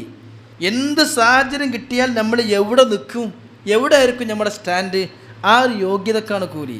ഇപ്പോൾ നിങ്ങൾക്ക് ചിലപ്പോൾ ബൈക്ക് ഓടിക്കാൻ കഴിയും, കാർ ഓടിക്കാൻ കഴിയും, നിങ്ങൾക്ക് ഓടിക്കാന്നില്ല ഡ്രൈവിങ്ങിൻ്റെ യോഗ്യത നിങ്ങൾക്ക് എല്ലാവർക്കും ഉണ്ട്. ഇപ്പം നിങ്ങൾ ആരും ഡ്രൈവ് ചെയ്യണില്ല, നിങ്ങൾ ക്ലാസ് കേൾക്കുകയാണ്. ഈ യോഗ്യത, വണ്ടി ഓടിക്കാൻ യോഗ്യത ഉണ്ടാക്കിയല്ലോ. ഈ യോഗ്യതയെക്കുറിച്ച് പറയുകയാണെങ്കിൽ ഒരു മനുഷ്യനും അറിയാത്ത രഹസ്യമായ സമയത്ത്, രഹസ്യമായ കേന്ദ്രത്തിൽ പച്ചയായ ഒരു ഹറാമ് കാണാനും കേൾക്കാനും തൊടാനും പിടിക്കാനും ആസ്വദിക്കാനും അവസരം കിട്ടുകയാണെങ്കിൽ ആ സമയത്ത് നമ്മളെ തെറ്റ് ചെയ്യൂലേ? ആ സമയത്ത് തെറ്റൊരിക്കലും ചെയ്യാത്ത വിധമുള്ള യോഗ്യത നമ്മൾ നേടിയെടുത്തിട്ടുണ്ടെങ്കിൽ അതിനാണ് പ്രതിഫലം. നമ്മളിപ്പോൾ തെറ്റ് ചെയ്യണില്ല, തെറ്റ് ചെയ്യാത്ത വലിയ വലിയ പുണ്യങ്ങൾ പടച്ച് നമുക്ക് കോരി തന്നോളൊന്നുമില്ല. കാരണം നമ്മളിപ്പോൾ തെറ്റ് ചെയ്യാക്കണേ, നമുക്കതിന് സാഹചര്യമില്ല, സന്ദർഭങ്ങളില്ല, സാഹചര്യം ഒട്ടുമില്ല. എന്നാൽ സാഹചര്യം കിട്ടുകയാണെങ്കിൽ നമ്മൾ ചെയ്യണില്ല, ഇത് സാഹചര്യം ഇല്ലാത്തതുകൊണ്ടാണ്. അപ്പോൾ ഞാൻ പറയുന്നത്, നമ്മളിപ്പോൾ ഡോക്ടർക്ക് ഫീസ് കൊടുക്കുകയാണെങ്കിൽ ജസ്റ്റ് ഒന്ന് കോയിൽ വെച്ച് പരിശോധിക്കണമെങ്കിൽ ചിലപ്പോൾ 2000 രൂപ ഫീസ് ഉണ്ടാവും. അത് ആ ഡോക്ടറുടെ 5 മിനിറ്റിൻ്റെ പണിക്കല്ല 2000 രൂപ ഫീസ്, അയാൾ പഠിച്ചുണ്ടാക്കിയ ഡിഗ്രിയുടെ യോഗ്യത നോക്കിയിട്ടാണ്. ഇതുപോലെ തന്നെ നമ്മുടെ നഫ്സിനെ ഉയർത്തി കൊണ്ടുപോയാൽ ഒരുപാട് അമലുണ്ടെങ്കിലും അള്ളാഹ് വാരിക്കോരി കൊടുക്കും, യോഗ്യത ഉണ്ടാക്കിയിട്ടുണ്ട്. ഒരു ഡോക്ടർ, ആ ഡോക്ടർ ചിലപ്പോൾ രോഗിക്ക് ഓപ്പറേഷൻ ചെയ്തു, ഓപ്പറേഷൻ പാളിപ്പോയി, ഒരു കുഴപ്പമില്ല. എന്നാൽ ഓപ്പറേഷൻ ശരിക്ക് പഠിക്കാത്ത യോഗ്യത ഇല്ലാത്ത ഒരാൾ, ഓൻ ശരിക്കും ഓപ്പറേഷൻ ചെയ്തു, CD ഒക്കെ കണ്ട് പഠിച്ച് ഓപ്പറേറ്റ് ചെയ്ത് വിജയിച്ചു നിൽക്കുക, അത് പുറത്തറിയാണെങ്കിൽ പോലീസ് കേസെടുക്കും. കാരണം ഇവൻ ചെയ്ത പണിയൊക്കെ ശരിയാണ്, പക്ഷേ അതിന് യോഗ്യത എനിക്കില്ല. ഇവിടെ നമ്മൾ ചിന്തിക്കേണ്ടത്, ഏത് തിന്മ കിട്ടുന്ന സന്ദർഭത്തിലും തിന്മൻ്റെ ഗീബത്ത് പറയാൻ, നമീമത്ത് പറയാനും, ഹറാം ആസ്വദിക്കാനും, വിഭജിക്കാനും അതുപോലെയുള്ള തെറ്റുകൾക്ക് സാഹചര്യം ശരിക്ക് കിട്ടിക്കഴിഞ്ഞാൽ ഒരിക്കലും അത് ചെയ്യൂല. അന്നേരം ഇന്ന് വിട്ടു നിൽക്കുന്ന ഒരവസ്ഥയേക്കാണ് നഫ്സ് ഉയർന്നു പോയിട്ടുണ്ടെങ്കിൽ പിന്നെ ഓന് അള്ളാഹുവിൻ്റെ പ്രതിഫലം പ്രതിഫലം കിട്ടിക്കൊണ്ടേയിരിക്കുന്നു. ഈ യോഗ്യതയിലേക്ക് നമ്മുടെ ആത്മാവിനെ എത്തിക്കുക, നമ്മുടെ റൂഹിനെ എത്തിക്കുക, സംസ്കരിച്ച റൂഹിനെ നമ്മൾ എത്തിക്കുക. ഇതിനാണ് സംസ്കരണം എന്ന് പറയുന്നത്. അള്ളാഹു നമുക്ക് തന്നിരിക്കുന്ന റൂഹിൻ്റെ സാധ്യതകൾ നമ്മൾ തിരിച്ചറിയാതിരിക്കുമ്പോഴാണ് നമ്മളെപ്പോഴും ദ്വാരക്കുമല്ലോ, റബ്ബനാ ദലംനാ അൻഫുസനാ, പടച്ചോനെ എൻ്റെ നഫ്സിനോട് ഞാൻ ദുൽമ ചെയ്തു, എൻ്റെ നഫ്സിനോട് ദുൽമ. ഇന്ന് നഫ്സിനോട് ദുൽമ പറഞ്ഞാൽ ഈ നഫ്സിൻ്റെ വളർച്ചയെ നമ്മൾ മുരടിപ്പിച്ചതില്ലാണ്. SLC പരീക്ഷയിൽ എല്ലാത്തിലും A+ കിട്ടിയ കുട്ടിയെ നമ്മൾ ഹോട്ടലിൽ പ്ലേറ്റ് കഴിക്കാൻ വേണ്ടി ചേർത്തി എന്താ പറയുക, ആ വാപ്പ ആ കുട്ടിയോട് ദുൽമ ചെയ്തു, വളരെ മോശം അക്രമം ചെയ്തു. ആ കുട്ടീനൊന്നും ഹോട്ടലിൽ ചേർത്താൻ പാടില്ലായിരുന്നു, ഹോട്ടലിൽ പ്ലേറ്റ് കഴിക്കാനാക്കാൻ പാടില്ലായിരുന്നു. അവനെ പഠിപ്പിച്ച് ഡോക്ടറും എൻജിനീയറും കലക്ടറൊക്കെ ആളാന്ന് പറയും. ഇതേപോലെ നമ്മളെ നഫ്സിനെ എവിടെ എത്തിക്കണം? നമ്മൾ മൊയ്തീൻ ശൈഖിനെ കുറിച്ച്, ഔലിയാക്കളെ പറ്റി ഇങ്ങനെ ഭയങ്കരമായിട്ട് നമ്മൾ സംസാരിക്കും, ഒരുപാട് ഔലിയാക്കന്മാരെ പറ്റി ഇങ്ങനെ പറയും. പക്ഷേ ആ ഔലിയാക്കന്മാർക്ക് നേടിയെടുത്ത നേട്ടങ്ങൾ നേടാൻ കഴിവുള്ള ആളുകളാണ് നമ്മൾ അതിനൊന്നും നമ്മൾ ചിന്തിക്കൂല. നമുക്ക് ഔലിയാക്കളാകണമെങ്കിലും ആത്മാവിൻ്റെ സംസ്കരണം അവർ നടത്തി അവിടേക്കെത്തിയിട്ടുണ്ടെങ്കിലും എത്രത്തോളം നടത്തണമെന്നുള്ള ചിന്ത നമുക്കില്ല. നമുക്ക് ഭൗതികമായിട്ട് ഉയരണം. ഈ സ്റ്റാൻഡ് പോരാ, വീടൊന്ന് വലുതാക്കണം, മക്കളെ ബിസിനസ് ഒന്ന് ഉഷാറാക്കണം, മക്കളെ പഠനം ഒന്നുകൂടി ഉഷാറാക്കണം. ഭൗതികമായിട്ട് നമുക്ക് ഒന്നുകൂടി ഒരു VIP ലെവലിലേക്ക് നീങ്ങണം, ഒന്നുകൂടി ഡെവലപ്പാണെന്നുണ്ടെങ്കിൽ നമ്മളിപ്പോൾ 40-ാമത്തെ വയസ്സിലുള്ള അതേ ഒരു ചിന്താഗതി തന്നെയാണ് 50-ാമത്തെ വയസ്സിൽ. അന്ന് നിസ്കരിക്കും, ഇപ്പോഴും നിസ്കരിക്കും. അന്ന് നോമ്പുണ്ട്, 30-ാമത്തെ വയസ്സിൽ റമദാൻ 30 നോമ്പുണ്ട്, ഇപ്പോഴും നോമ്പുണ്ട്. ഇങ്ങനെ പണ്ടത്തെ ഇന്നത്തെയൊക്കെ ആത്മീയമായ ലെവല് നമുക്ക് സെയിമാണ്, നമുക്കൊരു മാറ്റവുമില്ല. കിബിറിലോ ഹസദിലോ റിയാ, ഉജ്ബ് തുടങ്ങിയ ഹൃദയത്തിൻ്റെ രോഗങ്ങളുമായുള്ള അന്നത്തെ നമ്മുടെ കാഴ്ചപ്പാടും ഇന്നത്തെ കാഴ്ചപ്പാടും തുല്യമാണോ? ചിന്തിക്കുക. 2017 ആ ഒരു ചിന്താഗതിയാണോ ഹസദിൻ്റെ വിഷയത്തിൽ 2018 നമുക്കുള്ളത്? സെയിമാണ്. ചിലപ്പോൾ ഒന്നുകൂടി മോശമായിട്ടുണ്ടാവും എന്നേ ഉള്ളൂ. ഇതുപോലെ ഏത് വിഷയത്തിലും ഇവിടെ നമ്മൾ ആത്മീയമായ വിഷയത്തിൽ നമ്മൾ ഒരിക്കലും ഒരു ഉയർച്ച ആഗ്രഹിക്കണില്ല. നമ്മൾ ഹറാമ് ചിലപ്പോൾ കള്ളുടിക്കൂല, വ്യഭിചരിക്കൂല, അതൊക്കെ സാഹചര്യം കിട്ടാത്തതുകൊണ്ട് ചെയ്യൂല, പിന്നെ നിസ്കരിക്കും, നോമ്പെടുക്കും, അത്ര മാത്രമേ ഉള്ളൂ എന്ന് കരുതി നമ്മുടെ നഫ്സിനെ അത്രയൊക്കെ മതിയെന്ന് ചിന്തിച്ചിട്ട് നമ്മൾ വെക്കുകയാണ്. വാസ്തവത്തിൽ അള്ളാഹുവിലേക്ക് ഉയർത്താൻ വേണ്ടി നമുക്ക് തന്നിരിക്കുന്ന ഈ ആത്മാവിനെ നമ്മൾ എങ്ങനെ ഉയർത്തുന്നു? അങ്ങനെ ഉയർത്താനുള്ള ഒരു ചെറിയൊരു ട്രെയിനിങ്ങിൻ്റെ പീരീഡായിട്ടാണ് പടച്ചോൻ റമദാന് തന്നിരിക്കുന്നത്, നോമ്പിന് തന്നിരിക്കുന്നത്. അത് ലഅല്ലക്കും തത്തഖൂൻ, നിങ്ങൾക്ക് തഖ്വ ഉണ്ടാകട്ടെ കരുതിയിട്ടാണ്. എങ്ങനെ തഖ്വ ഉണ്ടാകുക? തഖ്വ ഉണ്ടാകാൻ എങ്ങനെയെന്നറിയോ? നല്ല വിഷം നിൽക്കുന്ന സമയത്ത് എത്ര ഇസം പ്രസംഗിക്കുന്ന ആളും ചിലപ്പോൾ ഭയങ്കര മുജാഹിദായിരിക്കും, അല്ലെങ്കിൽ വേറെ ഏതെങ്കിലും ഒരു യുക്തിവാദിയായിരിക്കും, ഭയങ്കര ഇസം പ്രസംഗിക്കുന്ന കുറേ ആളുകളുണ്ടല്ലോ, ഭയങ്കര ആവേശമുള്ള ജ്യൂസുള്ള ആളുകൾ. അവർക്ക് ശരിക്കാണ്ട് വിശന്ന് പറഞ്ഞാൽ ഒരു ഇസും പറയില്ല, ഉറപ്പാണ്. എത്ര വലിയ ഇസം പറയുന്ന ആളാണെങ്കിലും വിശന്ന് പറഞ്ഞാൽ എങ്ങനെയെങ്കിലും ഒരു മുറുക്ക് വെള്ളം കിട്ടിയാൽ മതി, ഭക്ഷണം കിട്ടിയാൽ മതി, അവൻ്റെ പിന്നെ ജ്വരം, ആവേശം പൂർണ്ണമായിട്ട് കെട്ടുപോകും. അതാണ് പട്ടിണിയുടെ സംഗതി. അങ്ങനെയാണ് പട്ടിണിയുടെ പ്രത്യേകത. അതാണ് എത്ര വലിയ ഇതിലുള്ള ആളാണെങ്കിലും ആ സമയത്ത് നല്ല ദാഹിച്ചു പറയുന്ന സമയത്ത് ഒരു വ്യക്തിക്ക് ഒരു ഗ്ലാസ് വെള്ളം വേണ്ടത്, വേറെ ഒന്നും വേണ്ട. പട്ടിണി കിടന്ന് ദാഹിച്ചു വരണ സമയത്ത് പട്ടിണി ശരിക്കങ്ങ് തലക്ക് പിടിച്ചു കഴിഞ്ഞാൽ ഓനക്ക് വേറൊരു ആസ്വാദനവും ഇല്ല, എങ്ങനെയെങ്കിലും അത് മുമ്പ് കിട്ടിയാൽ മതി. ഇവിടെ തന്നെ പടച്ചു നമ്മൾ ട്രെയിൻ ചെയ്യണത് എത്രത്തോളം. വാസ്തവത്തിൽ നോമ്പൊരു അലങ്കാരമല്ല, നോമ്പൊരു ആഡംബരമല്ല, അലങ്കാരമല്ല, നോമ്പ് നിന്യതയാണ്, നിസ്സാരതയാണ്. പടച്ച തമ്പുരാൻ നല്ല ഭക്ഷണം, നല്ല വെള്ളം, നല്ല പാൽ എല്ലാം കൊടുത്തിട്ട് വരെ തൊട്ട് പോകരുത്, കുടിക്കരുത്, തൊടരുത്, തിന്നരുത്, പരിപൂർണമായൊരു പീഡനമായിട്ട് നമ്മൾ കാരണം. എന്നിട്ട് അതിലൊരു ആസ്വാദനം നമ്മൾ കണ്ടെത്തുകയും വേണം. നോമ്പൊരു അലങ്കാരമല്ല, അത് നിന്യതയാണ്. എല്ലാം ഇങ്ങോട്ട് ഒഴിവാക്കി, ആഗ്രഹങ്ങൾ ഇങ്ങോട്ട് ഒഴിവാക്കി. അതല്ലേ ഹജ്ജും അങ്ങനെ തന്നെ. സുഗന്ധം പറ്റൂല, നഖം മുറിക്കാൻ പറ്റൂല, മുടി വെട്ടാൻ പറ്റൂല, എണ്ണ വെക്കാൻ പറ്റൂല. ഇങ്ങനെ ശരിക്കും നമ്മുടെ ആഗ്രഹങ്ങളോടൊക്കെയുള്ള സമരം ചെയ്ത് നമ്മൾ ട്രെയിനിങ് നേടിയെടുത്ത് നമ്മൾ ആത്മാവിനെ മെരുക്കിയെടുത്ത് ആനയെ, കാട്ടാനയെ നമ്മൾ ശരിയായ രൂപത്തിൽ നമുക്ക് ഇണക്കമുള്ള ആനയാക്കാൻ പട്ടിണി കൊണ്ടിട്ട് എന്തൊക്കെ പരിശീലനങ്ങളും പ്രാക്ടീസും കൊടുത്ത് നമ്മൾ ഉന്നതമാക്കുന്നു. ഇതുപോലെ ആത്മാവിനെ ഉയർത്താനുള്ള ഈ പീരീഡിൽ നമുക്ക് ഈ നോമ്പിൻ്റെ കർമ്മമായിട്ട് നമ്മുടെ നോമ്പുമായിട്ട് എന്ത് ബന്ധമുണ്ട്? സുബൈ മുതൽ വൈകുന്നേരം വരെ പട്ടിണി കിടന്നാൽ നോമ്പായി എന്നുള്ള ചിന്തയിലാണ് നമ്മളുള്ളത്. പ്രിയപ്പെട്ടവരല്ല, അള്ളാഹു നോമ്പിനെ പറ്റി പറഞ്ഞിട്ടാണ് പറഞ്ഞത് ഞാൻ അവരെ കൂടെ ഉണ്ട്. അതെങ്ങനെ നമുക്ക് ഉൾക്കൊള്ളാൻ പറ്റുക? അതെങ്ങനെ നമുക്ക് ശരിക്കും ഫീൽ ചെയ്യാൻ പറ്റുക? നമ്മളെ വീട്ടിലൊക്കെ ഒരാൾ വിരുന്ന് വന്നു, ഉദാഹരണം നമ്മളെ വീട്ടിലൊക്കെ ഒരാൾ വിരുന്ന് വന്നു. ആ വിരുന്ന് വന്ന ആൾ അയാളെ ഷർട്ട് നമ്മളെ വീട്ടിലെ കൊളുത്തിട്ട് അയാൾ വേറെ ഷർട്ടിട്ട് പോയി. അയാൾ വന്നപ്പെട്ടിന് ഷർട്ട് കൊണ്ടുപോകാൻ മറന്നു. ആ ഷർട്ട് കാണുമ്പോഴൊക്കെ നമ്മൾ അയാൾ ഓർക്കും. അല്ലെങ്കിൽ അയാളെ കണ്ണട നമ്മുടെ റൂമിൽ മറന്നു വെച്ചു. നമ്മൾ ആ അതിഥിയുടെ കണ്ണട കാണുമ്പോഴൊക്കെ ഇത് മറ്റോ വന്നപ്പോൾ അന്ന് അവൻ മറന്നു വെച്ച കണ്ണടയാണ് എപ്പോഴും ഓർക്കും. ഇത് സത്യമാണ്. അല്ലെങ്കിൽ ഇപ്പോൾ ഞാൻ എൻ്റെ മോതിരം ഒരാൾ തന്നാണെങ്കിൽ എന്തിനാ ഓർക്കാനാണ് തരുന്നത്? ഈ മോതിരം കാണുമ്പോൾ ഇത് തന്നത് മറ്റേ ആളാണല്ലോ, ഈ വാച്ച് തന്നത് മറ്റേ ആളാണല്ലോ, ചെരുപ്പ് ഒക്കെ ഒരാൾ തരികയാണെങ്കിൽ നമ്മളെപ്പോഴും ഓർക്കും ഇത് ഓൻ തന്നാണല്ലോ, എപ്പോഴും ഇങ്ങനെ ഓർത്തുകൊണ്ടിരിക്കും. എങ്കിൽ നമ്മുടെ കാഴ്ച തന്ന, നമ്മുടെ കണ്ണ് തന്ന, നമ്മുടെ കേൾവി തന്ന, ആമാശയം തന്ന, കരൾ തന്ന, കിഡ്നി തന്ന, നമ്മുടെ മൂക്ക് തന്ന, നമുക്ക് ശ്വാസം തന്ന, നമുക്ക് ജീവൻ തന്ന, തല തന്ന, നമ്മുടെ എല്ലാം തന്ന അള്ളാഹു ഇത് കാണുമ്പോഴൊക്കെ ഞാൻ എൻ്റെ റബ്ബിനെ കൊണ്ടാണ് കാണുന്നത്, എൻ്റെ റബ്ബിനെ കൊണ്ടാണ് കേൾക്കണത്, എൻ്റെ റബ്ബിനെ കൊണ്ടാണ് ഞാൻ ജീവിക്കണതും നടക്കുന്നതും ഇരിക്കുന്നതും ഒക്കെ എൻ്റെ റബ്ബിനെ കൊണ്ടാണെന്നുള്ള ചിന്തയും ഓർമ്മയും ബോധവും ആ ദിക്റും ആ മനുഷ്യന് പൂർണ്ണമാക്കി ഉണ്ടാക്കി കൊടുക്കുന്ന ഒരു ആത്മീയ മുറയാണ് വാസ്തവത്തിൽ പരിശുദ്ധമായ നോമ്പ്. ഈ നിസ്കാരം എന്നല്ല, നമ്മുടെ അഖിമിസ്വലാത്തൽ ദിക്രി ഏത് കർമ്മവും അങ്ങനെയാണ്. ഈ ആത്മീയ ചിന്തയൊന്നും മനസ്സിലില്ലാതെ കേവലം കർമ്മങ്ങളുടെ കോലങ്ങൾ മാത്രമായിട്ട് നമ്മളെ നോമ്പും നിസ്കാരമൊക്കെ മാറിപ്പോയി എന്നുള്ളത് ഏറ്റവും വലിയ ദുഃഖമാണ്. അതാണ് ഞാൻ തുടക്കത്തിലേ പറഞ്ഞത്. നോമ്പാണെങ്കിലും അതും ഒരു ആരോഗ്യ പദ്ധതി, സക്കാത്താണെങ്കിലും അതൊരു സാമ്പത്തികമായ പദ്ധതി. ഇങ്ങനെ കേവലം ഒരു കൂടാരമായി ഇസ്ലാമിനെ കണ്ടെത്തി ചത്ത ഇസ്ലാമിനെയായി നമ്മൾ ഇന്ന് കണ്ടുകൊണ്ടിരിക്കുകയാണ്. നോമ്പ് അത് ചത്തത്. അതൊക്കെ നമുക്ക് നിസ്കാരം അതൊരു അലങ്കാരമാണ്. എന്തിനാണ് നിസ്കാരം? നിസ്കാരം ഒരു അലങ്കാരമായി മാറി. നമ്മൾ നല്ല ഡ്രസ്സൊക്കെ ധരിച്ചു അല്ലാഹു അക്ബർ, വിനയത്തിൻ്റെ, അടിമത്വത്തിൻ്റെ, വിധേയത്വത്തിൻ്റെ, റബ്ബിൻ്റെ മുമ്പിൽ ഒന്നുമില്ല എന്ന് പൂർണ്ണമായി തുറന്നു പറയുന്ന നമ്മൾ വാസ്തവത്തിൽ നിസ്കാരം എന്ന് പറഞ്ഞാൽ നിസ്കരിച്ചിട്ടില്ല എന്ന ബോധത്തിലേക്ക് മനുഷ്യൻ വരണം. ഇത് നമ്മൾ നിസ്കരിച്ചു എന്നിടത്ത് നമ്മളുള്ളത്. ഞാൻ നോമ്പെടുത്തു, ഞാൻ നിസ്കരിച്ചു, എന്നാൽ എന്നെക്കൊണ്ട് പടച്ചോ നിസ്കരിപ്പിച്ചു, ആ ഒരു ചിന്തയിലേക്ക് മാറണം. എന്നെക്കൊണ്ട് പടച്ചോ നോമ്പ് എടുപ്പിച്ചു, ആ ചിന്തയിലേക്ക് മാറണം. എന്നെക്കൊണ്ട് പടച്ചോ നോമ്പ് എടുപ്പിച്ചു, എന്നെക്കൊണ്ട് നിസ്കരിപ്പിച്ചു. എപ്പോഴും നമ്മൾ പറയും ഇവൻ ഭയങ്കര ഉഷാറാട്ടോന്, എന്ത് തെറ്റുണ്ടാലും അതിലൊന്നും പോലെ ആൾ ഉഷാറാണ്, നല്ല തെക്കുവല്ലാണ്. ഈ തെക്കുവ ഇവനിക്ക് കൊടുത്തതാരാ? നിങ്ങൾക്കറിയാം, ബഹുമാനപ്പെട്ട അയ്യൂബ് നബി അലൈഹിസ്സലാം ഒരുപാട് സാമ്പത്തികം ഉണ്ടായിരുന്നു. പശുക്കളും മക്കളും വീടും സ്വത്തും സാമ്പത്തിക പറുദീസയിൽ പൂർണ്ണമായി സുഖിച്ച് ആനന്ദിച്ച് വലിയ ഐശ്വര്യത്തോടു കൂടെ റബ്ബിനെ മറക്കാതെ ഇബാദത്തെടുത്ത് ജീവിക്കുന്ന വ്യക്തിയാണ്. അപ്പോൾ മലക്കുകൾ ആകാശ ലോകത്തുനിന്ന് പറഞ്ഞു, ഈ അയ്യൂബിനെ സമ്മതിക്കണം കേട്ടോ, ഇത്ര പൈസയും മുതലൊക്കെ ഉണ്ടായിട്ടും ഇബാദത്തിനൊരു കുറവുമില്ല.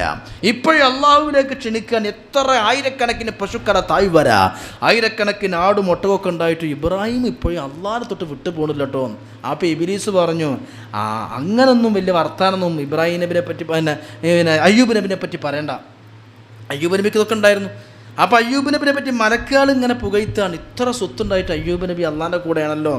അപ്പോൾ ഇബ്ലീസ് പറഞ്ഞു, അങ്ങനെ നിങ്ങൾ അയ്യൂബിന് വലിയ വലിപ്പത്തിലൊന്നും പറയണ്ട, പൈസയും മുതലുണ്ടാകുമ്പോൾ അത് കൊടുത്തോനോടൊരു നന്ദി ഏതാക്കും ഉണ്ടാവും. അയ്യൂബിന് പൈസയും മുതലും സമ്പത്തൊക്കെ കൊടുത്ത് പടച്ചോന, ആ നന്ദിക്കായി ആണ്, ആ നന്ദി കൊണ്ടാണ് ആ അള്ളാഹുവിൻ്റെ മതത്തിലേക്ക് അയ്യൂബ് ആളെ ക്ഷണിക്കണത്. അപ്പോൾ അള്ളാഹ് പറഞ്ഞു, എന്നാൽ ഈ ഒന്ന് പോയി നോക്ക് ഇബ്ലീസേ, സമ്പത്തുള്ളതുകൊണ്ടാണോ മുതലുള്ളതുകൊണ്ടാണോ ആ നീ പോയി നോക്കുമെന്ന് പറഞ്ഞു, പരീക്ഷ നോക്കുക പറഞ്ഞു, ഞാൻ കാണിച്ചു തരാം അയ്യൂബിൻ്റെ ഈമാൻ എന്ന് പറഞ്ഞ് ഇബ്ലീസ് വന്നിട്ട് അയ്യൂബ് നബി അലൈഹി ഇസ്ലാമിൻ്റെ ആയിരക്കണക്കിന് വരുന്ന പശുക്കളെയും ജീവജാലങ്ങളും മുഴുവൻ കാടിന് തീയിട്ട് നശിപ്പിച്ചു കൊന്നുകളഞ്ഞു, സമ്പത്ത് മൊത്തം നശിപ്പിച്ചു. എന്നിട്ട് ഇബ്ലീസ് മനുഷ്യകോലത്തിൽ അയ്യൂബ് നബിയുടെ അരികിൽ ചെന്നിട്ട് ചോദിച്ചു, അയ്യൂബ് നബി അലൈഹി നിസ്കരിച്ചുകൊണ്ട് ഈ ബാത്തെടുത്തുകൊണ്ടിരിക്കുകയാണ്. അയ്യൂബേ, ഈ ആർക്കായി ബാത്തെടുക്കണത്? ഞാൻ എൻ്റെ റബ്ബിന്. നിൻ്റെ റബ്ബിനോ? നിൻ്റെ റബ്ബല്ലേ നിൻ്റെ സമ്പത്ത് പശുക്കളെ മുഴുവൻ നശിപ്പിച്ച് കത്തിച്ച് ചാമ്പലാക്കിയത്? എന്നിട്ട് ആ റബ്ബിൻ്റെ കൂടെ തന്നെയാണ് എപ്പോഴും ഇനി ആ റബ്ബിലേക്കാണ് ആളെ ക്ഷണിക്കുന്നത്. അയ്യൂബ് നബി പറഞ്ഞു, ഞാൻ ഈ ദുനിയാവിലേക്ക് പറന്നു വീണപ്പോൾ 5 പൈസൻ്റെ മുതൽ ഞാൻ ഈ ദുനിയാവിലേക്ക് കൊണ്ടുവന്നില്ല, ഇതെല്ലാം അവൻ തന്നു, അവനെടുത്തു, അത്രയേ ഉള്ളൂ. അപ്പോഴും ഇബാദത്തിൽ നിന്നും ദിക്റിൽ നിന്നും ഒരല്പം പോലും പിന്നോട്ടില്ല. ഇബ്ലീസിനോട് മലക്കുകൾ ചോദിച്ചു, എങ്ങനെയുണ്ട് നീ മുതൽ കൊണ്ട് പരീക്ഷിച്ചിട്ടും ഇപ്പോഴും അയ്യൂബ് പടച്ചോൻ്റെ പല്ലേ? അപ്പോൾ ഇബ്ലീസ് പറഞ്ഞു, എന്നാലും ഒരുപാട് മക്കളുണ്ടല്ലോ അവന്, ആ മക്കളും സന്താനങ്ങൾ ഒന്നിനും പറ്റുന്ന മക്കളുണ്ടെന്നല്ല ആ ഒരു നന്ദിയാണ് പടച്ചോൻ്റെ കൂടെ എപ്പോഴും കൂടാനുള്ള കാരണം. മക്കളുണ്ടാകുമ്പോൾ മക്കളെ തന്ന് പടച്ചോനാണല്ലോ, ആ നന്ദിയാണ് അവരിലേക്ക് ക്ഷണിക്കാൻ കാരണം. എന്നാൽ പോയി നോക്ക്. അങ്ങനെ ഇബ്ലീസ് വന്ന് ആ മക്കളെ ഒന്നടങ്കം ഒറ്റടിക്ക് നശിപ്പിച്ച് കളഞ്ഞല്ലോ, വീട് തകർത്ത് തരിപ്പണമാക്കി അവർക്ക് മേൽ പൊളിച്ചു വീഴ്ത്തി. മക്കളൊക്കെ മരണപ്പെട്ടപ്പോഴും അയ്യൂബ് നബി നിസ്കാരത്തിലും ദിക്റിലുമാണ്. അപ്പോൾ ചോദിക്കുന്നുണ്ട്, അയ്യൂബേ ആർക്കാ നിസ്കരിക്കണം, ആർക്കാ ഇബാദത്ത് എടുക്കണത്? അള്ളാഹ്ക്ക്. ഏത് അള്ളാഹ്ക്ക്? അങ്ങനെ മക്കളൊക്കെ നശിപ്പിച്ചില്ലേ? ഞാൻ ദുനിയാവൊക്കെ വന്നപ്പോൾ എനിക്കൊരു കുട്ടിയില്ലല്ലോ, ഒരു മക്കളും എനിക്കിതില്ല, പടച്ചോൻ തന്നാണ് കൊണ്ടുപോയിക്കോട്ടെ.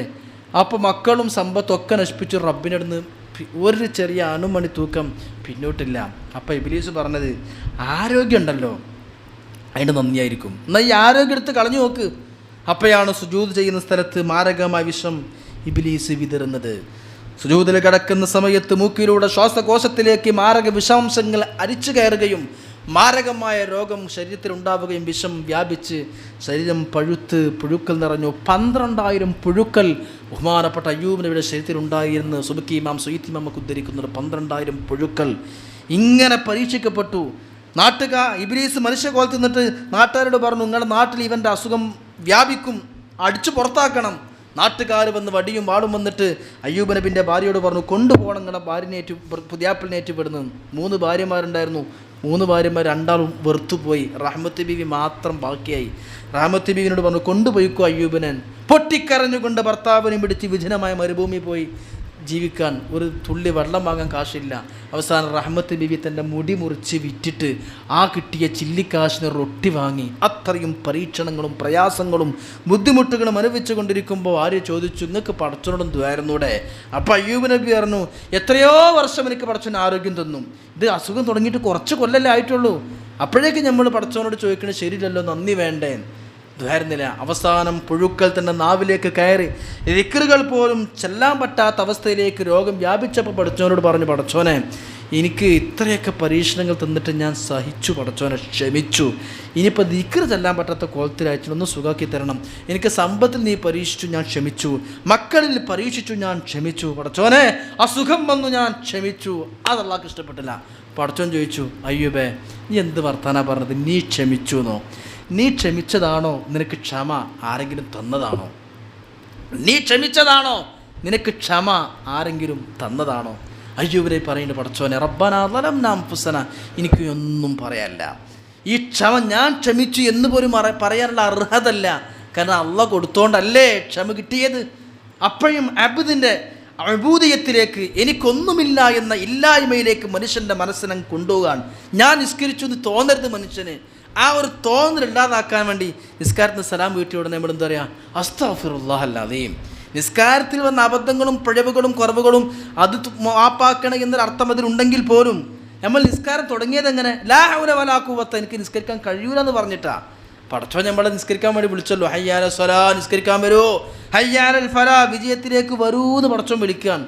അപ്പോൾ നമ്മൾ അള്ളാഹ് ക്ഷണിക്കുമ്പോൾ നമ്മളെന്താ പറയേണ്ടത്? ഇൻഷാ അല്ലാഹ് എന്നല്ലേ പറയേണ്ടത്. ഇപ്പോൾ ഞാൻ നിങ്ങളെ വീട്ടിലേക്ക് എൻ്റെ കല്യാണത്തിന് നിങ്ങളെ വിളിച്ചു, എൻ്റെ വീട്ടിലേക്ക് നിങ്ങൾ വരണം, ആയിക്കോട്ടെ ഉസ്താദ ഇൻഷാ അല്ലാ എന്ന് നിങ്ങൾ പറയണത് മാന്യതയാണ്. എൻ്റെ വീട് താമസത്തിൽ വിളിച്ചാൽ ഇൻഷാ അല്ലാ എന്നാണ് പറയേണ്ടത്. പടച്ചോൻ്റെ വീട്ടിലേക്ക് പടച്ചോ 5 നേരം വിളിക്കുക, ഹയ്യ റസ്വല വരി, ഹയ്യ അൽഫല വരൂ. മാന്യതൻ്റെ വർത്താനം നമ്മൾ പറയണത് എന്താ? ഇൻഷാ അല്ലാ എന്നാ നമ്മൾ പറഞ്ഞത്. എന്താ? ലാ ഹൗല വലാ ഖുവത്ത, ഒരു കഴിവുമില്ല, വരാനുള്ള ശേഷിയില്ല, അതല്ലേ നമ്മൾ പറയണത്. വരാൻ കഴിയൂല. ഞാൻ നിങ്ങളെ കല്യാണത്തിന് വിളിച്ചപ്പോൾ നിങ്ങൾ പറയാം ഉസ്താദിൻ്റെ വീട് മലപ്പുറത്താണ്, എനിക്കാണ്ട് വരാൻ ബസ്സിൻ്റെ പൈസ തരണം എന്ന് പറഞ്ഞാൽ എരപ്പം നിങ്ങൾ മോശമാകല എൻ്റെ മുമ്പിൽ. അങ്ങനെ നമ്മൾ അള്ളാഹിൻ്റെ മുമ്പിൽ മോശമാകാണ്. പടച്ചോനെ നിസ്കരിക്കാൻ വിളിച്ചു, നിൻ്റെ ക്ഷണം ഞാൻ സ്വീകരിക്കാം, പക്ഷെ ലാ ഹൗല വലാ ഖുവത്ത ഇല്ലാ ബില്ലാ, നിസ്കരിക്കാനുള്ള കഴിവും ആവതും ശക്തിയും ആരോഗ്യമൊക്കെ നീ തന്നെ തരണട്ടോ.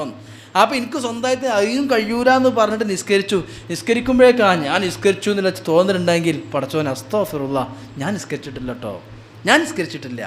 എന്നെ കൊണ്ട് വീഴ്ത്തിയതും സുജൂദിലേക്ക് എന്നെ കമിഴ്ത്തിയതും ഞാൻ എഴുന്നേറ്റതും ഇരുന്നതും എൻ്റെ എല്ലുകളെ സന്ധികളെ പേശികളെ വളച്ചു തന്നതും തിരിച്ചു തന്നതും അതിനെ ഒടിപ്പിച്ചു തന്നതും നീക്കിയതും ഒക്കെ ഞാൻ നിസ്കരിച്ചിട്ടില്ല. എന്നെക്കൊണ്ട് ഈ നിസ്കരിപ്പിച്ചതാണ് പടച്ചോനെ. അസ്തഗ്ഫിറുല്ലാ, ഞാൻ നിസ്കരിച്ചു എന്നുള്ള തോന്നൽ മാപ്പാക്കി തന്നട്ടോ പടച്ചോനെ. നമ്മളെവിടെ അല്ലത് 2 ഇബാദത്തെടുക്കുമ്പോഴേക്ക് ഞാൻ അത്ര നോറ്റു, ഇത്ര ഓതി, ഇത്ര നിസ്കരിച്ചു, ഈ ഞാൻ ചെയ്തു എന്നുള്ളതൊക്കെ നമ്മളങ്ങ് മാറി. എന്നെക്കൊണ്ട് പടച്ചോതൊക്കെ ചെയ്യിപ്പിച്ചു എന്നിടത്തേക്ക് എത്തണം. നന്മൻ്റെ വിഷയത്തിൽ, തെറ്റിൻ്റെ വിഷയത്തിൽ നേരെ മറിച്ചും എന്നെക്കൊണ്ട് പടച്ചോതൊക്കെ ചെയ്യിപ്പിച്ചല്ലോ എന്നല്ല, ഞാൻ ചെയ്തല്ലോ. നിങ്ങൾ വരൂ ആദം നബി അലൈഹി ഇസ്ലാമിലേക്ക്. ആദം നബി അലൈഹി ഇസ്ലാം പഴം തിന്നു. എന്താ പറഞ്ഞത്? റബ്ബന ലലംനാ അൻഫുസന, പടച്ചോ ഞാൻ തെറ്റ് ചെയ്തു പോയി, ഞാൻ ദുൽമ ചെയ്തു. അത് നബിയിലേക്ക് ചേർത്തിട്ടുള്ളൊരു തെറ്റ് ഞാൻ ചെയ്തു. ഇബ്ലീസ് എന്താ പറഞ്ഞത്? പടച്ചോനെ റബ്ബി ബിമാ അഗ്വൈതനി, നീ പയപ്പിച്ചോ എന്നാട്ടോ പടച്ചോനെ ഞാൻ അങ്ങനെ ആയത്. അല്ലാഹുവേ ഞാൻ പയച്ചു പോയി, എന്നെ നീ ആട്ടി ഓടിച്ചു, എന്നെ ശപിച്ചു, ഇതൊക്കെ എന്തിനാ? റബ്ബി ബിമാ അഗ്വൈതനി, നീ എന്നെ പയപ്പിച്ചു. ആദം നബി എന്താ പറഞ്ഞത്? പടച്ചോനെ ഞാൻ ചെയ്തു പോയ തെറ്റ്. ഇവിടെ നമ്മളാകണം എന്ത്?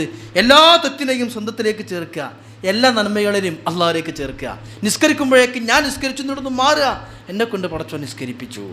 നോമ്പെടുക്കുമ്പോൾ ഞാൻ നോമ്പെടുത്തിനോടൊന്ന് മാറുക, എന്നെക്കൊണ്ട് പടച്ചോ നോമ്പെടുപ്പിച്ചു, അൽഹംദുലില്ലാ.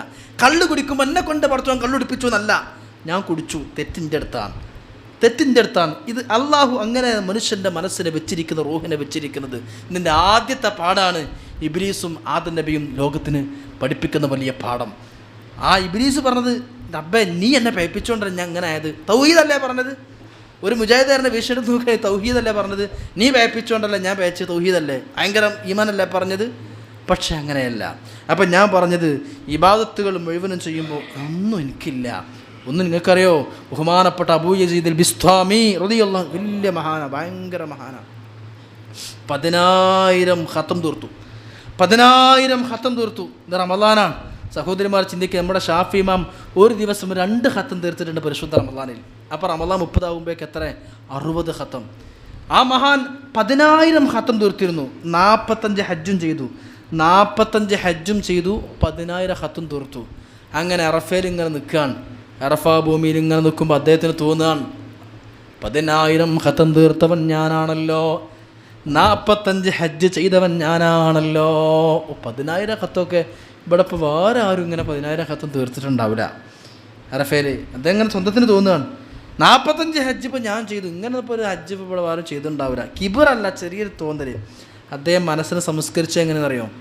നമ്മളുണ്ടല്ലോ യാസീൻ ഒതിട്ട് പടച്ചോൻ ഞാൻ ഈ ഓതി യാസീനിൻ്റെ വലിയപ്പാക്ക് എത്തിക്കണ, മറ്റുള്ളവർക്ക് ഹദിയ കൊടുക്കണ്, ഒരു മൃഗത്തറുത്തിട്ട് ഇതിൻ്റെ പ്രതിഫലം മൊയ്തീശിക്കർ കൊടുക്കണ്. ഇതേപോലെ അദ്ദേഹം വിളിച്ചു പറഞ്ഞു, ആർക്കെങ്കിലും 10,000 ഖത്തം വേണോ? ഹൽ മിൻകും മന്നശ്തരി മിന്നി ഖത്തമാത്തിൽ ഖുർആൻ, ആർക്കെങ്കിലും 10,000 ഖത്തം വേണോ? ആർക്കെങ്കിലും 45 ഹജ്ജ് വേണോ? ഉണ്ടെങ്കിൽ വരികയാണ്. ഒരു പാവപ്പെട്ട പരമസാധുവായ ഒരു യാചകനെ പോലെയുള്ള സാധു യാചകൻ കൈ നീട്ടിട്ട് ചെന്നിട്ട് പറഞ്ഞു, എനിക്ക് വേണം 10,000 ഖത്തം, എനിക്ക് വേണം 45 ഹജ്ജ്. അപ്പോൾ അദ്ദേഹം ചോദിച്ചു, ഞാൻ തരാം, തിരിച്ചെനിക്കെന്താ തരാം? അപ്പോൾ പറഞ്ഞു, അദ്ദേഹം ഒരു ഉണക്ക റൊട്ടി ഇങ്ങനെ കടിച്ച് തിന്നുകൊണ്ടിരിക്കുകയാണ് പാവപ്പെട്ട സാധു. അദ്ദേഹം പറഞ്ഞു, എൻ്റെ അടുത്ത് ഒന്നുമില്ല, ഈ റൊട്ടി തരാം. അദ്ദേഹം അബൂജഹൽ ബിസ്താമി പറഞ്ഞ റൊട്ടി ഇങ്ങോട്ട് കൊണ്ടാണ്. ആ ഒരു ഉണക്ക റൊട്ടി വാങ്ങി. എന്നിട്ട് പറഞ്ഞു, പടച്ചോനെ ഈ റൊട്ടിക്ക് പകരമായി എൻ്റെ 10,000 ഖത്തമും 45 ഹജ്ജും ഞാൻ ഇവന് കൊടുത്തിരിക്കുന്നു പടച്ചോനെ, ഇതിൻ്റെ സവാബ് അങ്ങോട്ട് കൊടുക്കണേ. മുഴുവനാണ് കൊടുത്ത് ആ തിരിച്ചു കിട്ടിയ ഉണക്കറൊട്ടി പാവപ്പെട്ടൊരു പട്ടിക്ക് തിന്നാൻ ഇട്ടുകൊടുത്ത് അദ്ദേഹം റബ്ബിൻ്റെ മുമ്പിൽ പറയാൻ, റബ്ബേ ഇന്ന് മുതൽ ഒരു അമറുമില്ലാത്ത സാധുവാണ് ഞാൻ. ഇന്നലെ വരെ 10,000 ഖത്തം തീർത്തു എന്നും 45 ഹജ്ജ് ചെയ്തുവെന്നും 45 ഹജ്ജിൻ്റെയും 10,000 ഖത്തമിൻ്റെയും പ്രതിഫലങ്ങളൊക്കെ എൻ്റെ അക്കൗണ്ടിലുണ്ടാകുമെന്ന പ്രതീക്ഷയോടെ ആ ഒരു ചിന്തയോടെ എനിക്കുണ്ടെങ്കിൽ ഇന്ന് ഞാൻ 0 ബാലൻസായി മാറി പടച്ചോനെ, എനിക്കൊന്നുമില്ല എന്ന് പറഞ്ഞ റബ്ബിൻ്റെ മുമ്പിൽ കൈമലർത്തുന്നുവെങ്കിൽ ഇതൊക്കെ എന്താ ഈ ചെയ്ത പണി എന്നറിയോ? നഫ്സാനിയത്തിന് ഞാനെന്ന വിറ്റാമിൻ ഐ ഞാൻ ചെയ്തു എന്നില്ല, എനിക്ക് അത്ര ഉണ്ട് ഇത്ര ഉണ്ടെന്നില്ല ആ ചിന്തയെ മനസ്സൊന്ന് പിഴുതെറിഞ്ഞ് ഹൃദയത്തെ പൂർണ്ണമായി സംസ്കരിച്ച് കൃത്യമായി എന്താ ചെയ്യുക, വളരെ അഗ്നിശുദ്ധി വരുത്തി വൃത്തിയാക്കി എടുക്കുന്ന സംസ്കരണ മുറയാ ആ ചെയ്ത്. നമ്മൾക്കൊന്നും അതൊന്നുമില്ല.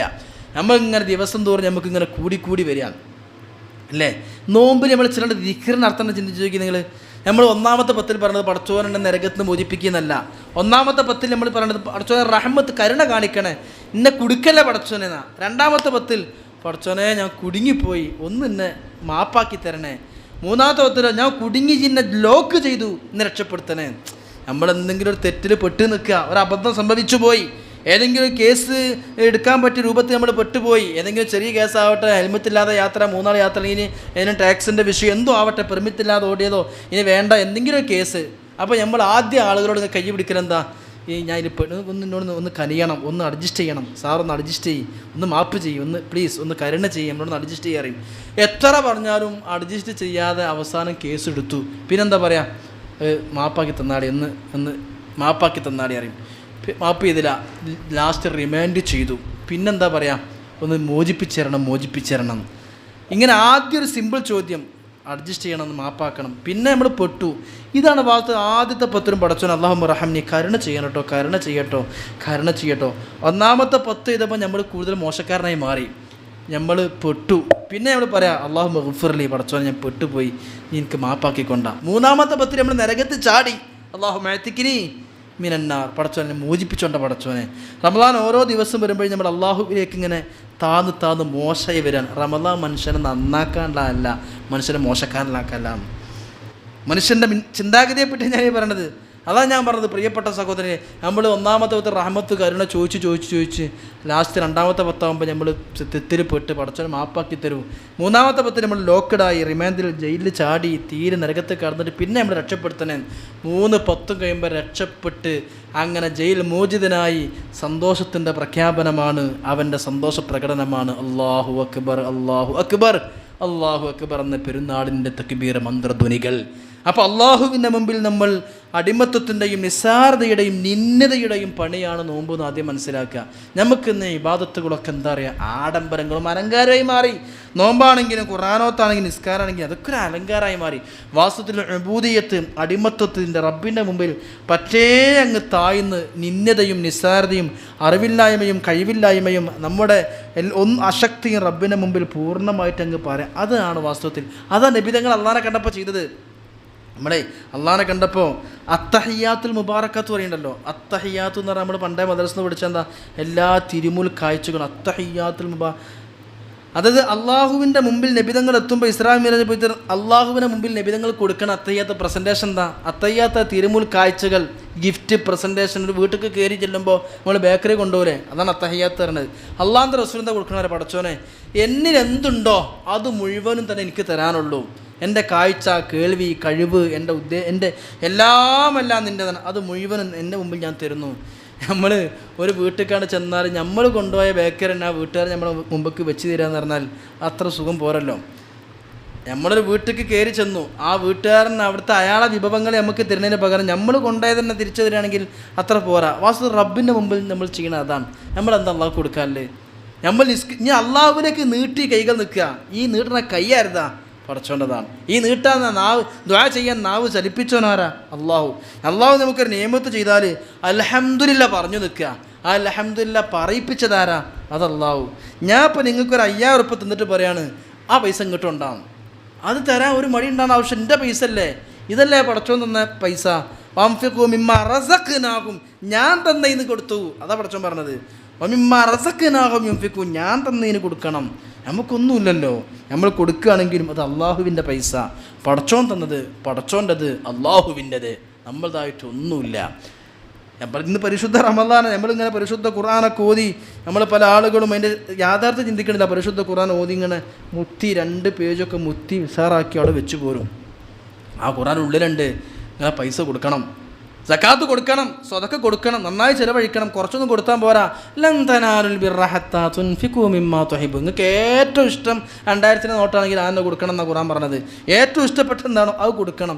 ഇങ്ങനെയൊക്കെ അതുപോലെ ഗീബത്ത് പറഞ്ഞ് നമീമത്ത് ഈ കൽപ്പനകളൊക്കെ ഉള്ള ഖുർആൻ, ആ ഖുർആൻ ഓതിയിട്ട് മുത്തം കൊടുത്ത് നമ്മളോട്ട് പോരുകയാണ്. അതിൻ്റെ ഉള്ളിൽ പറഞ്ഞത് നമ്മുടെ ജീവിതത്തിൽ തീരെയില്ല. അള്ളാഹു നമുക്ക് തന്ന മെസ്സേജ് കത്താൻ. നമ്മളെ ഉസ്താദന്മാർ കഥ പറയാറുണ്ട്. ഒരുത്തൻ ഭാര്യയ്ക്ക് ഗൾഫിലേക്ക് കത്തയച്ചു. ഭർത്താവ് ഗൾഫിലാണ്, ഭാര്യ കത്തയച്ചു. 10,000 ഉറുപ്പ്യ പൈസ അയക്കണം, കഷ്ടപ്പാടാണ്.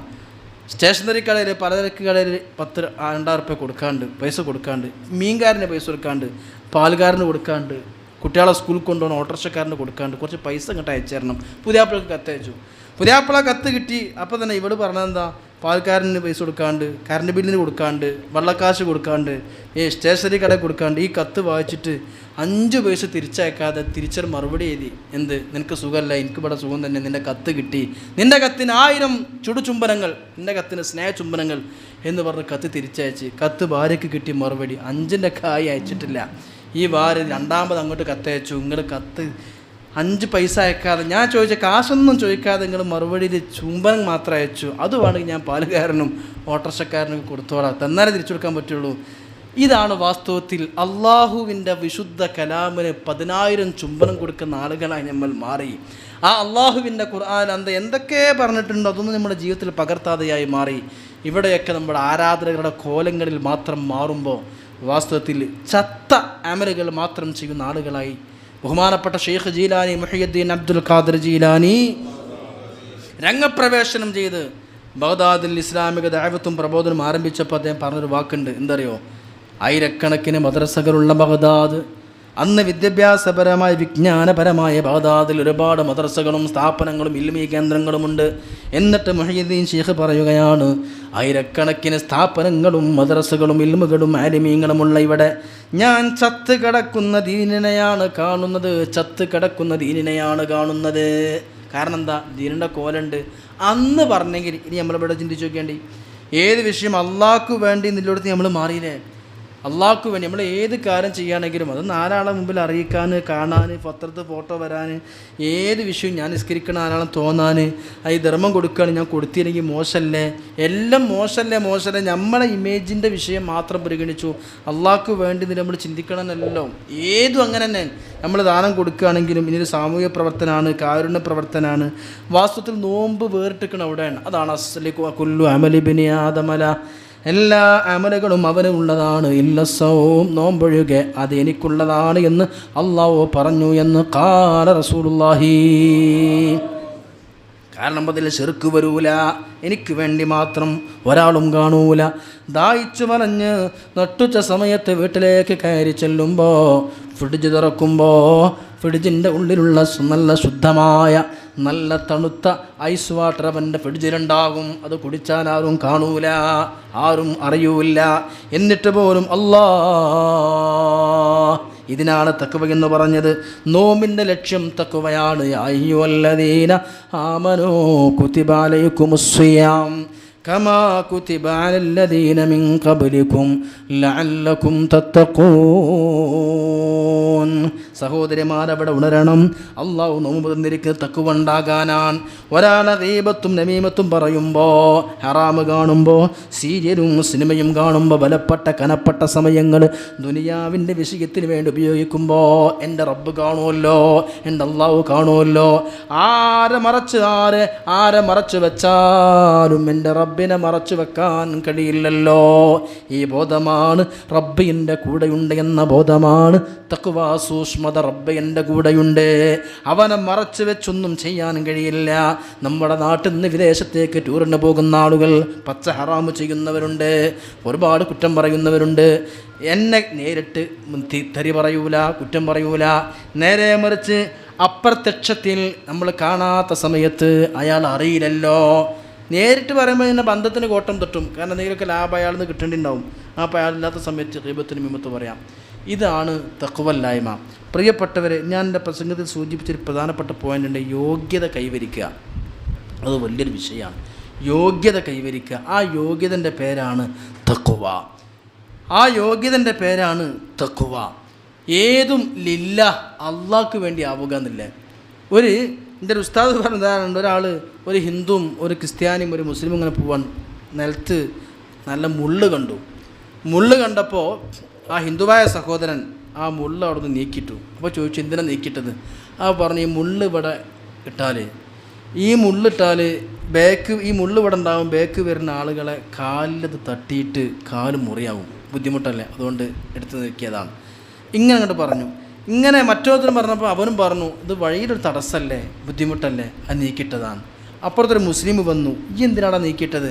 ആ പറഞ്ഞു, ഇത് അള്ളാഹു എന്നോട് നീക്കാൻ പറഞ്ഞു, റസൂലിനോട് നീക്കാൻ പറഞ്ഞു, ഇത് ഇബാദത്താന്നിട്ട് ഞാൻ നീക്കി. അത്രയേ ഉള്ളൂ, വിഷയമുള്ളൂ.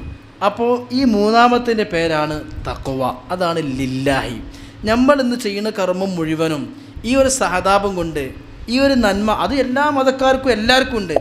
അതിനൊക്കെ നമുക്ക് അവിടെ നിന്ന് മാറിയിട്ട് ഈ ഒന്ന് കൃത്യമാക്കി വെച്ചാൽ മതി. നമ്മളെ ഏത് കർമ്മം ലില്ലാഹി ആക്കിയാൽ മതി. ഇനി നമ്മൾ പള്ളിൻ്റെ കമ്മിറ്റി മാറിയാൽ മറ്റേ കമ്മിറ്റി 10 കൊല്ലം കൊണ്ട് ചെയ്ത് നമുക്ക് 2 കൊല്ലം കൊണ്ട് ചെയ്യണം എന്നാൽ അവിടെയൊക്കെ നമുക്ക് ലില്ലാഹി നഷ്ടപ്പെട്ടു, അള്ളാഹു തആലാക്ക് വേണ്ടി എന്നുള്ളത് നമുക്ക് നഷ്ടപ്പെട്ടു. ഏത് അമലാണെങ്കിലും നമുക്ക് ലില്ലാഹി അള്ളാഹ്ക്ക് വേണ്ടി ചെയ്താൽ പിന്നെ നമുക്ക് വിഷയം. നമ്മൾ കഷ്ടപ്പെട്ട് തീറ്റിപ്പോറ്റി നമ്മളെ മക്കളെ വളർത്തി നിൽക്കുക. നമ്മളെ മക്കളെ തീറ്റിപ്പോറ്റി വളർത്തിയത് ഈ മക്കളിൽ നിന്ന് എനിക്കെന്തെങ്കിലും നാളെ ലാഭം ഉണ്ടാവണം, കുറച്ച് പൈസ കിട്ടണം, മുതൽ കിട്ടണം, ഇവൻ്റെ അടുത്ത് ശമ്പളം കൂടി ഞാൻ ഉഷാറാകണം, അതൊന്നും ചിന്തിക്കാതെ അള്ളാഹു തആല നമ്മൾ പറഞ്ഞ് മക്കളെ തീറ്റണം പോറ്റണം, അവർ നിസ്കരിച്ച് അതിൻ്റെ കൂലി നമുക്കുണ്ട്, അവർ മക്കളെ അമലിൻ്റെ ഒക്കെ കൂലി മാതാപിതാക്കൾക്ക് ഉണ്ട്, അത് ഇബാദത്താണ്. ആ നിലക്ക് മക്കളെ അള്ളാഹുവിന് വേണ്ടി മക്കളെ തീറ്റിപ്പോറ്റി വളർത്തി മക്കൾ നേരെ എതിരായാലും ഒരു ടെൻഷൻ പോലെ ഉമ്മാക്കും അപ്പാക്കും ഉണ്ടാകാൻ പറ്റൂല. കാരണം ഞാൻ ഈ മക്കളെ വളർത്തിയത് ഓൽക്ക് വേണ്ടിയിട്ടല്ല, അള്ളാഹ്ക്ക് വേണ്ടിയിട്ടാണ്. അതിൻ്റെ പ്രതിഫലം ഓൻ തന്നോളും. ഞാൻ എൻ്റെ അമ്മാനും വാപ്പാനും ശരിക്കും നോക്കി, അവർക്ക് വേണ്ട ഭക്ഷണം കൊടുത്തു, വസ്ത്രം കൊടുത്തു, ആശുപത്രി കൊണ്ടുപോയി. എന്നിട്ടും എൻ്റെ അമ്മാക്കും വാപ്പാക്കും എന്നോട് വെറുപ്പ്, അവർക്ക് എൻ്റെ ജ്യേഷ്ഠനോടാണ് ഇഷ്ടം, അനിയനോടാണ് ഇഷ്ടം. അപ്പോൾ ഞാൻ പറയും, ഇങ്ങനെയൊക്കെ ഞാൻ അമ്മാനും വാപ്പാനും നോക്കിയിട്ടും തിരിച്ചെനിക്കൊന്നും തന്നില്ലല്ലോ. എനിക്ക് ഭയങ്കര സങ്കടം. എന്തിനു അത് നമ്മൾ അവർക്ക് വേണ്ടി ചെയ്തുകൊണ്ടാണ് നമുക്ക് ആ ടെൻഷൻ. നമ്മൾ ചെയ്യേണ്ടത് അവർക്ക് ഇന്നോട് ഇഷ്ടം ഉണ്ടായിട്ടില്ലാക്കട്ടെ, ഇഷ്ടമുണ്ടെങ്കിൽ അതിൻ്റെ ലാഭം. അതേ നേരം തുടക്കത്തിൽ ആ കൊപ്പൻ്റെ ഉദാഹരണം പറഞ്ഞത്, അവർക്ക് എന്നോട് ഇഷ്ടമുണ്ടെങ്കിൽ തിരിച്ചെനിക്ക് നന്മ ചെയ്തെങ്കിൽ എന്നെ പരിഗണിച്ച് അതിൻ്റെ ലാഭം. എൻ്റെ ലക്ഷ്യം അതല്ല. അത് ഞാൻ എൻ്റെ അമ്മാനും വാപ്പാനും നോക്കിയത് അള്ളാഹ്ക്ക്, എൻ്റെ വാപ്പാക്ക് 1000 ഉറുപ്പിക എടുത്തത് അള്ളാഹ്ക്ക് കൊടുത്തതാണ്, എൻ്റെ വാപ്പാൻ ആശുപത്രി കൊണ്ടത് അള്ളാഹനെ കൊണ്ടുപോയതാണെന്ന് അർത്ഥം. അള്ളാഹു നാളെ ചോദിക്കും പരലോകത്തേടാ, ഞാൻ നിൻ്റെ മുമ്പിൽ രോഗിയായിട്ട് വന്നപ്പോൾ നീ എനിക്ക് ഒന്നും തന്നില്ലല്ലോ, ഞാൻ നിൻ്റെ മുമ്പിൽ യാചകനായി വന്നപ്പോൾ എനിക്ക് തന്നില്ലല്ലോ, പടച്ചോനെ നീ ലോകരക്ഷിതാവല്ലേ, നീ എങ്ങനെ യാചകനാകുക, നീ എങ്ങനെ രോഗിയാകാമെന്നും അടിമ ചോദിക്കുന്ന. അപ്പോൾ അള്ളാഹ് പറയും, അതായത് ഞാൻ നേരിട്ടിറങ്ങി വരില്ല, എൻ്റെ അടിമയെ ഞാനവിടെ വരുത്തി തീർത്തത്. നമുക്ക് ആർക്കും അള്ളാഹു നേരിട്ടൊരു കട്ടൻ ചായ വാങ്ങി തരൂല. വേറെ ഏതെങ്കിലും ഒരാൾ കട്ടൻ ചായ തരികയാണെങ്കിൽ ഇത് അള്ളാഹു തന്നതായിട്ട് മനസ്സിലാക്കണം. അള്ളാഹുവാണ് നിങ്ങൾക്ക് വാങ്ങി തന്നത്. കാരണം അവൻ വാങ്ങിത്തരാൻ തോന്നിച്ചത്. നിൻ്റെ ഭാര്യ നിൻ്റെ മുമ്പിൽ എന്തിനും കൊണ്ടുവന്നാൽ ഭാര്യയ്ക്ക് നിന്നുള്ള ആവതും ആഫിയത്തും കൊണ്ടുവരാൻ കൊടുത്തു, ഒക്കെ അള്ളാഹുവാണ്. നമ്മളിന്ന് പ്രത്യക്ഷത്തിൽ കാണുന്ന ഈ അതിലേക്കൊന്നും നോക്കാതെ യഥാർത്ഥ മുസബ്ബിബായ റബ്ബിലേക്ക് നോക്കിയാൽ മതി. അപ്പോൾ ഞാൻ എൻ്റെ ഉമ്മാക്കും വാപ്പാക്കും സഹായം ചെയ്തത് അള്ളാഹ്ക്കാണെന്നുണ്ടെങ്കിൽ അതിൻ്റെ പ്രതിഫലം ഞാൻ ആഗ്രഹിച്ചത് അള്ളാഹിൻ്റെ അടുത്തുനിന്നാണ്. ഇനി ഉമ്മൻ അങ്ങനെയൊക്കെ ചെയ്തെടുത്ത് ഉമ്മൻ ആട്ടിയാലും ഒരു വിഷമമില്ല, ഞാൻ ചെയ്ത അള്ളാഹ്ക്കാണ്, അതിൻ്റെ കൂലി ഓൻ തന്നോളും, അള്ളാഹു തന്നോളും. ഇങ്ങനെ നമ്മളെ ഭാര്യനെ തീറ്റി പിന്നെ നമുക്ക് വിഷമല്ല. അതാണ് ലാ ഖൗഫുൻ അലൈഹിം വലാ ഹും യഹ്സനൂൻ എന്ന് പറഞ്ഞത്. അള്ളാഹിൻ്റെ ഔലിയാക്കന്മാർ സ്വാലിഹീങ്ങൾ ടെൻഷൻ അവർക്ക് ഇല്ല തന്നെ, അവർക്ക് വിഷമമില്ല തന്നെ. നമുക്ക് ഈ അസ്വസ്ഥതകളും ടെൻഷനും പ്രയാസമൊക്കെ വരാനുള്ള കാരണം നമ്മൾ ലില്ലാഹി എന്നുള്ളത് ഒഴിവാക്കിയതുകൊണ്ടാണ്, അള്ളാഹുവിന് എന്നുള്ള ചിന്തന ഒഴിവാക്കിയതുകൊണ്ടാണ്. അങ്ങനെ അള്ളാഹുവിന് വേണ്ടി എന്ത് ചെയ്താലും നമുക്ക് ഇവിടെ ഒരു ചുക്കും വരാനില്ല, ടെൻഷൻ തന്നെ നമ്മളെ നിഘണ്ടുന്നത് മാറിക്കിട്ടും. അല്ലാതെ അള്ളാഹിൻ്റെ ഔലിയാക്കന്മാർ അവർക്ക് പേടില്ല, സിംഹത്തിനും പുരിനെയും പേടില്ല എന്നുള്ളത് മാത്രമല്ല, ഭാവിയെക്കുറിച്ച് ആശങ്കകളില്ല, കഴിഞ്ഞു പോയതിനെക്കുറിച്ച് നഷ്ടബോധങ്ങളില്ല. നമുക്ക് ഫുള്ള് നഷ്ടബോധങ്ങൾ. എന്താ കാരണം? നമ്മൾ ലില്ലാഹി അല്ല ചെയ്യണത്. അപ്പോൾ നമുക്ക് എല്ലാത്തിനും ടെൻഷനായിരിക്കും. അതുകൊണ്ട് നോമ്പ് നമുക്ക് നൽകുന്ന പാഠം ലില്ലാ. നമ്മൾ ഏത് നെയ്യത്തിനും 5 വക്ത് നമ്മൾ നിസ്കരിക്കുമ്പോൾ ലൂർ നിസ്കാരം കിബിലക്ക് മുന്നിട്ട് അള്ളാഹു തആലാക്ക് വേണ്ടി നിസ്കരിക്കുന്നു പറയും. ഇത് നമ്മൾ കിബിലക്ക് മുന്നിടുന്നില്ല, നിസ്കാരം കഴിയുന്നവരേ ഉണ്ടാകണം. അത് നമ്മൾ ശ്രദ്ധിക്കും. നിസ്കാരത്തിൻ്റെ ഷർത്തായ ഔറത്ത് മര എന്നുള്ള നിസ്കാരം കഴിയുന്നവരെ ഉണ്ടാകണം, ശ്രദ്ധിക്കും. ഒളു എന്നുള്ളത് നിസ്കാരം കഴിയുന്നവരെ ഉണ്ടാകണം. ഈ ലില്ലാഹി എന്നുള്ളത് ഏതിനെ നമുക്ക് ഉണ്ടാകുന്നുണ്ട്, അവിടെ നമ്മൾ ചിന്തിക്കേണ്ടത്. നമ്മൾ ഒളുവിൻ്റെ ഷർത്ത് ആയ നിസ്കാരത്തിൻ്റെ ഷർത്തായ ഒളു എടുത്തു, കിബിലാക്ക് മുന്നിട്ടു, ഔറത്ത് മറച്ചു, എന്നിട്ട് നമ്മൾ നിസ്കരിക്കാൻ 4 റക്അത്ത് അള്ളാഹു തആലാക്ക് വേണ്ടി ലൂർ നിസ്കാരം ഞാൻ നിസ്കരിക്കുന്നു. ഈ 4 റക്അത്തിൽ 5 പാടില്ല, ബാത്തിലാവും. മനഃപൂർവ്വം 5 ഒളു പോകാനും പാടില്ല, കഴിയണവരെ ഒളു വേണം. ഔറത്ത് കാണാനും ആവും വേണം. ഇതുപോലെ തന്നെ ലാസ്റ്റ് പറഞ്ഞ ലില്ലാഹി നമ്മൾ ശ്രദ്ധിക്കണില്ല. അള്ളാഹു തആലക്ക് വേണ്ടിയാണ്. അള്ളാഹ്ക്ക് എന്തിനാ വേണ്ടത്? നിസ്കാരം എന്തിനാ? അവിടെയൊക്കെ ഞാൻ അള്ളാഹുവിനോട് പറഞ്ഞു, ഇത് ഈ ചിന്തങ്ങൾ ഒഴിവാക്കിയിട്ട് ആ ഒരവസ്ഥയിലേക്ക് നമ്മുടെ നഫ്സിനെ നമ്മൾ മാറ്റുക. പൈസ കൊടുക്കുകയാണെങ്കിലും വാങ്ങുകയാണെങ്കിലും 3 കാര്യം: അള്ളാഹുവിൽ നിന്ന് അള്ളാഹുവിന് വേണ്ടി അള്ളാഹുവിലേക്ക്. എൻ്റെ കീശയിൽ നിന്ന് ഞാനൊരു 1000 റുപ്യ ഒരു സാധുവായ മനുഷ്യന് കൊടുക്കുകയാണെങ്കിൽ ഈ 1000 റുപ്യ എനിക്ക് ആരാ തന്നത്? എനിക്കെൻ്റെ കച്ചവടത്തിൽ നിന്ന് കിട്ടിയതാണെങ്കിൽ, എൻ്റെ ശമ്പളം നിന്ന് കിട്ടുകയാണെങ്കിൽ ഇത് പടച്ചോൻ തന്നതല്ലേ, അള്ളാഹുവിൻ്റെതല്ലേ. അപ്പോൾ അള്ളാഹുവിൻ്റെത് ഞാൻ കൊടുക്കുന്നു. യാചകനല്ല കൊടുക്കണത്, ഫക്കീറിനല്ല, അള്ളാഹുവിനാണ് കൊടുക്കണത്. ഈ കൊടുക്കണ എന്തിനു വേണ്ടിയാ? അള്ളാഹുവിന് വേണ്ടിയാ. ഏത് കർമ്മങ്ങളും അള്ളാഹുവിൽ നിന്ന് അള്ളാഹുവിന് വേണ്ടി അള്ളാഹുവിലേക്ക്. ഈ ഒരു അവസ്ഥയാണെങ്കിൽ രക്ഷപ്പെട്ടു. ഇതാണ് അൽ കഹ്ഫ് സൂറത്തിൻ്റെ അവസാനം അള്ളാഹ് പറയുന്നത്. അള്ളാഹിനെ കണ്ടുമുട്ട ആഗ്രഹമുണ്ടെങ്കിൽ ലില്ലാഹി ആകണം. അതുതന്നെയാണ് പടച്ചോൻ പറഞ്ഞത്. നോമ്പുകാരന് ആകെ 2 സന്തോഷമാണ്. ഒന്ന് നോമ്പ് ഇറക്കുമ്പോഴും മറ്റൊന്ന് ഇന്ദ ലിഖായി റബ്ബി. അപ്പോൾ നോമ്പിൻ്റെ ചൈതന്യം അള്ളാഹിൻ്റെ ലിഖാ എന്നൊരു ലക്ഷ്യമാണ്. ഇനി അൽ കഹ്ഫ് സൂറത്തിൻ്റെ അവസാനം താഴത്ത് നോക്കൂ നിങ്ങൾ. ഫമൻ കാന യർജു ലിഖാ റബ്ബിഹി. അള്ളാഹിനെ കണ്ടുമുട്ടാൻ ആർക്കെങ്കിലും കൊതിയുണ്ടെങ്കിൽ പൂതിയുണ്ടെങ്കിൽ ഫൽയഅമൽ അമലൻ സ്വാലിഹാ, അവൻ സ്വാലിഹായ അമലുകൾ ചെയ്യണം. എന്നിട്ട് വലാ യുശ്രിക് ബിഇബാദത്തി റബ്ബിഹി അഹദാ. ഈ ബിംബത്തിനെ ആരാധിക്കരുത് എന്നല്ല, ആ ശിർക്കല്ല ഈ പറയണത്. നമ്മൾ ശിർക്ക് എന്ന് പറഞ്ഞാൽ മനസ്സിലാക്കി എന്താ അറിയോ? വേറെ അമ്പലത്തിൽ പോവുക, പിന്നെ ഹിന്ദു ആവുക, ക്രിസ്ത്യൻ, അതൊന്നുമല്ല ശിർക്ക്. അതൊക്കെ ഇസ്ലാമിൽ നിന്ന് പുറത്തുപോണ ശിർക്കാണ്. അല്ലാത്തൊരു ശിർക്കുണ്ട്. എങ്ങനെ? പരിപൂർണമായി ഇസ്ലാമിൻ്റെ പരിപൂർണതയിൽ നിന്ന് നഷ്ടപ്പെട്ടു പോകുന്ന ഒരു ശിർക്കുണ്ട്. അതിലാണ് നമ്പറുള്ളത്. അതാ ഖുർആൻ പറഞ്ഞത്. ഫമൻ കാന യർജു ലിഖാ റബ്ബി. അല്ലാഹുവിനെ കണ്ടുമുട്ടണമെന്ന് ആഗ്രഹമുണ്ടെങ്കിൽ ഫൽയഅമൽ അമലൻ സ്വാലിഹാ, സൽക്കർമ്മം ചെയ്യണം. ഏത് സൽക്കർമ്മമാണെങ്കിലും. എന്നിട്ടോ വലാ യുശ്രിക് ബിഇബാദത്തി റബ്ബിഹി, ഇവൻ്റെ ഇബാദത്ത് കൊണ്ട് ഒരിക്കലും കരുതാൻ പാടില്ല, ശിർക്ക് ചെയ്യാൻ പാടില്ല. അഹദാ, ഒരാളെയും. മരിച്ചോടത്തേക്ക് പോവുകയാണെങ്കിൽ, മരിച്ചോടത്ത് ഞാൻ ചെന്നില്ലെങ്കിൽ മോശമല്ലേ, ഞാൻ പള്ളി കമ്മിറ്റി മെമ്പറല്ലേ, ഞാൻ അല്ലെങ്കിൽ വാർഡ് മെമ്പറല്ലേ, ഞാൻ ചെന്നില്ലെങ്കിൽ മോശമല്ല, മുഖം കാണിക്കണം. കല്യാണത്തിന് പോകുകയാണെങ്കിൽ മുഖം കാണിക്കണം. എന്ത് കൂലിയാണ് കിട്ടണത്?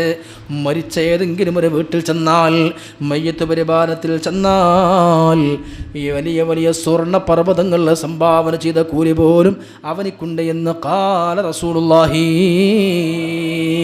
മാത്രമല്ല, ഒരു മയ്യത്തിനെ ഖബറിലേക്ക് വെച്ചാൽ മയ്യത്തിന് പുറത്തു കൊടുക്കുന്നതിന് മുമ്പ് മയ്യത്ത് നിസ്കാരത്തിൽ പങ്കെടുത്തവരും ആ പരിപാലനത്തിൽ പങ്കെടുത്തവരും അവർക്ക് പുറത്തു കൊടുത്തിട്ടേ ബാക്കി നടപടിയിലേക്ക് പടച്ചോൻ പ്രവേശിക്കൂ എന്ന് ഖാല റസൂലുള്ളാഹി.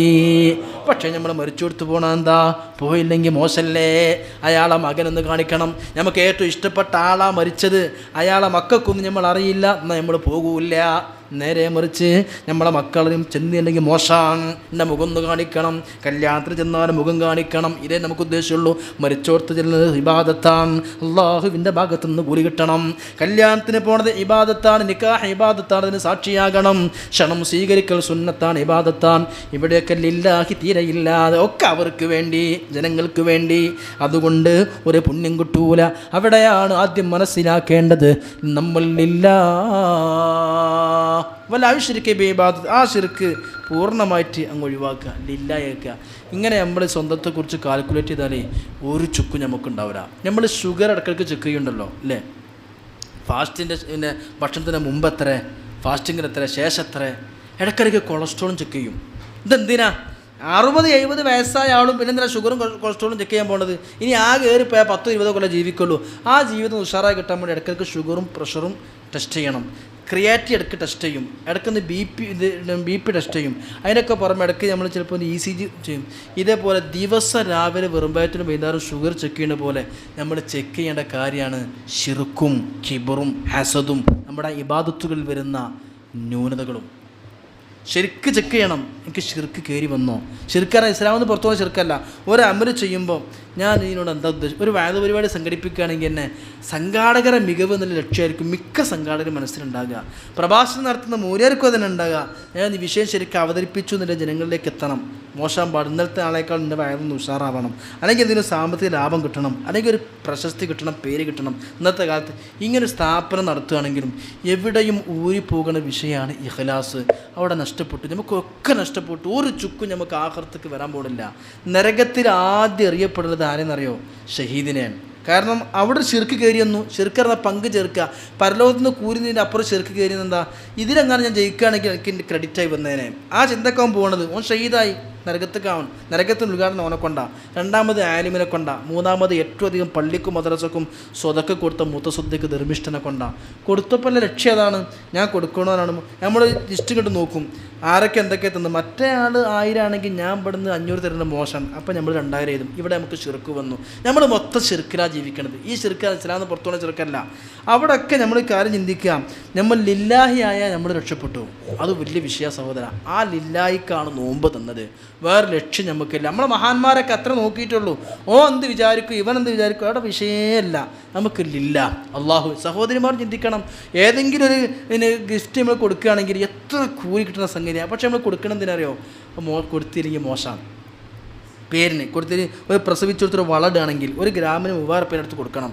പ്രസവിച്ചിന് വളടുകയാണ്, അല്ലെങ്കിൽ പ്രസവത്തിന് കൂട്ടിക്കൊണ്ടുവരാൻ നേരത്തെ ഒരു ഫ്രിഡ്ജ് വാങ്ങിക്കൊടുക്കുക. ഉദാഹരണം ഞാൻ പറഞ്ഞത്.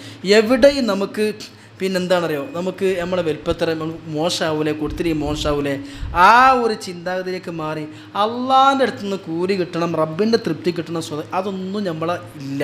അതുകൊണ്ട് തന്നെ പൊന്നാര മുത്ത റസൂൽ പറയുന്നതറിയോ, കറുത്തിരുണ്ട ഉറുമ്പ് കരിമ്പാറയിലൂടെ അരിഞ്ഞു പോകുന്നത് ആരും കാണാത്ത പോലെ നമ്മുടെ കർമ്മങ്ങളിലൊക്കെ അവസാന കാലത്ത് ശിർക്ക് കയറി വരുമെന്ന് ഖാല റസൂലുള്ളാഹി. ഈ ശിർക്കിനെ പറ്റിയാണ് പറഞ്ഞത്. ഈ അടുത്ത് നമ്മുടെ രാഷ്ട്രീയ നേതാവ് പ്രസംഗിച്ചു. എന്താ അറിയോ, പിന്നെ മുസ്ലിം സുന്നിയാളിടയിൽ ഒരുപാട് ശിർക്ക് കയറി വരുന്നുണ്ട്. അള്ളാഹുവിൻ്റെ റസൂൽ പറഞ്ഞിട്ടുണ്ട്, കരിമ്പാറകൾക്കുള്ളിലൂടെ, കറുത്ത പാറിൻ്റെ ഉള്ളിലൂടെ കറുത്ത് എറുമ്പ് പോകുന്നത് കാണാൻ പറ്റാത്ത വിധം ശിർക്ക് കയറി വരും. അപ്പോൾ ഈ കുത്തുബീത്തുൽ റാത്തീബ് മൗലൂദിലൊക്കെ എന്ത് കയറി വരുന്നുണ്ട്, ഈ സുന്നിയാൾക്ക് ശിർക്ക് കയറി. എന്താണ് ഈ പറഞ്ഞ ശിർക്ക് എന്നിട്ട് ആ സാധു മനസ്സിലാക്കിയിട്ടില്ല. ഈ ശിർക്കുകൾ ഉദ്ദേശിക്കണ ഇസ്ലാമെന്ന് പുറത്തുള്ള ശിർക്കല്ല. അത് അള്ളാഹുവിൻ്റെ റസൂൽ പറഞ്ഞു, എനിക്കതിൽ പേടില്ല, നിങ്ങളൊക്കെ കൂടി ഇസ്ലാമെന്ന് പുറത്തു പോകണം, മുശ്രിക്കീങ്ങളാകുന്നതിൽ ഒരു പേടി എനിക്കില്ല എന്ന് ഖാല റസൂലുള്ളാഹി സ്വല്ലല്ലാഹു അലൈഹി വസല്ലം. അങ്ങനെ ആരും നമ്മൾ പുറത്തു പോകില്ല. പിന്നെ നമുക്കുള്ള ശിർക്ക് ഇതാണ്, ലില്ലാഹി പോയ ശിർക്ക്.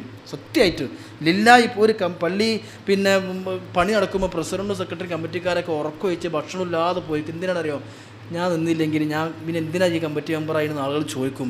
ഞാൻ അതിൻ്റെ പ്രസിഡൻ്റ് അല്ലേ, സെക്രട്ടറി അല്ലേ, അപ്പോൾ പിന്നെ നിൽക്കുന്നത് മോശമല്ലേ, എത്ര കഷ്ടപ്പെടുന്നല്ലാതെ. ഇവിടൊക്കെ നമ്മുടെ നീയത്തിലേക്ക് ശിർക്ക് കയറ്റിക്കൊണ്ടുവരാനാണ് ഇബ്ലീസ് ശ്രമിക്കുക. സഹോദരിമാരെ ചിന്തിക്കുക, അള്ളാഹുവിൻ്റെ റസൂൽ പറഞ്ഞത് വൃത്തി ഈമാൻ്റെ ഭാഗമാണ് എന്നുള്ള മനസ്സ് കരുതിയിട്ട് ഒരു പെണ്ണ് വീടടിച്ചു വാരിയാൽ സ്വർഗത്തിൽ ശുഹദാക്കന്മാരെ ഗ്രേഡിലേക്ക് പടച്ചു അവളെ ചേർക്കുമെന്ന് ഖാല റസൂലുള്ളാഹി സ്വല്ലല്ലാഹു അലൈഹി വസല്ലം. ഒരു പെണ്ണ് ക്ലോസറ്റ് കഴിക്കാൻ ശുഹദാക്കന്മാർ ദർജ ഉണ്ടെങ്കിൽ ഇന്ന് ആ പെണ്ണിനെ കിട്ടണമെങ്കിൽ മനസ്സിൽ ആദ്യം നീയത്ത് നാക്കണം. ഈ നീയത്ത് നാക്കാനാണ് നമ്മൾ നോമ്പിന് നവൈത്തു സൗമഗതി എന്ന് വെക്കണം, അത് നീയത്ത് വെക്കുക എന്നല്ലേ പറഞ്ഞത്. സുബൈസ്കർക്ക് മുസല്ലി ഫർള സ്വലാത്ത് സുബൈ നീയത്ത് വെക്കണം വെക്കുക എന്നല്ല പറഞ്ഞത്. മനസ്സിലൊരു കരുത്ത് മുഅ്മിനായ മനുഷ്യനുണ്ടായാൽ മതി എപ്പോഴും. പ്രത്യേകിച്ചൊരു നാവുകൊണ്ട് പറയാമെന്നോ ഹൃദയത്തിൽ പ്രത്യേകിച്ച് നീ അങ്ങനല്ല ഈ പറഞ്ഞത്. എവിടെയും നമ്മൾ ലില്ലാഹി എന്നുള്ള ചിന്ത നമ്മുടെ മനസ്സിലുണ്ടായാൽ മതി. അള്ളാഹുവിൻ്റെ റസൂൽ പറഞ്ഞ പെണ്ണ് വീട് വൃത്തിയാക്കുമ്പോൾ ബികുല്ലി അറക്കിൻ, ആ ശരീരത്തിൽ നിന്ന്, ആ പെണ്ണിൻ്റെ ശരീരത്തിൽ നിന്ന് ഒരു തുള്ളി വിയർപ്പ് വന്നിട്ടുണ്ടെങ്കിൽ ഓരോ വിയർപ്പ് തുള്ളിക്ക് പകരമായി മദീനത്തൻ ഫിൽ ജന്ന, സ്വർഗത്തിലൊരു പട്ടണം അവൾക്ക് വേണ്ടി പടച്ചോൻ തീരുമാനിച്ചിരിക്കുന്നു ഖാല റസൂലുള്ളാഹി. ഒരു വീട് അടിച്ചു വാരുമ്പോൾ, വീട് തുടക്കുമ്പോൾ എന്തിന് വേറെ ആളെ വിളിക്കൂല, അതൊക്കെ മനസ്സിലാക്കുകയാണെങ്കിൽ നിൻ്റെ വീട്ടിലെ ക്ലോസറ്റ് ഹാർപ്പിക്കിട്ട് കൈകണ പോലും സ്വർഗത്തിൻ്റെ പട്ടണം കിട്ടാൻ കാരണമാകുന്നത് അത് ലില്ലാഹിയാണ്. കാരണം വൃത്തി ഈമാൻ്റെ ഭാഗമാണ്.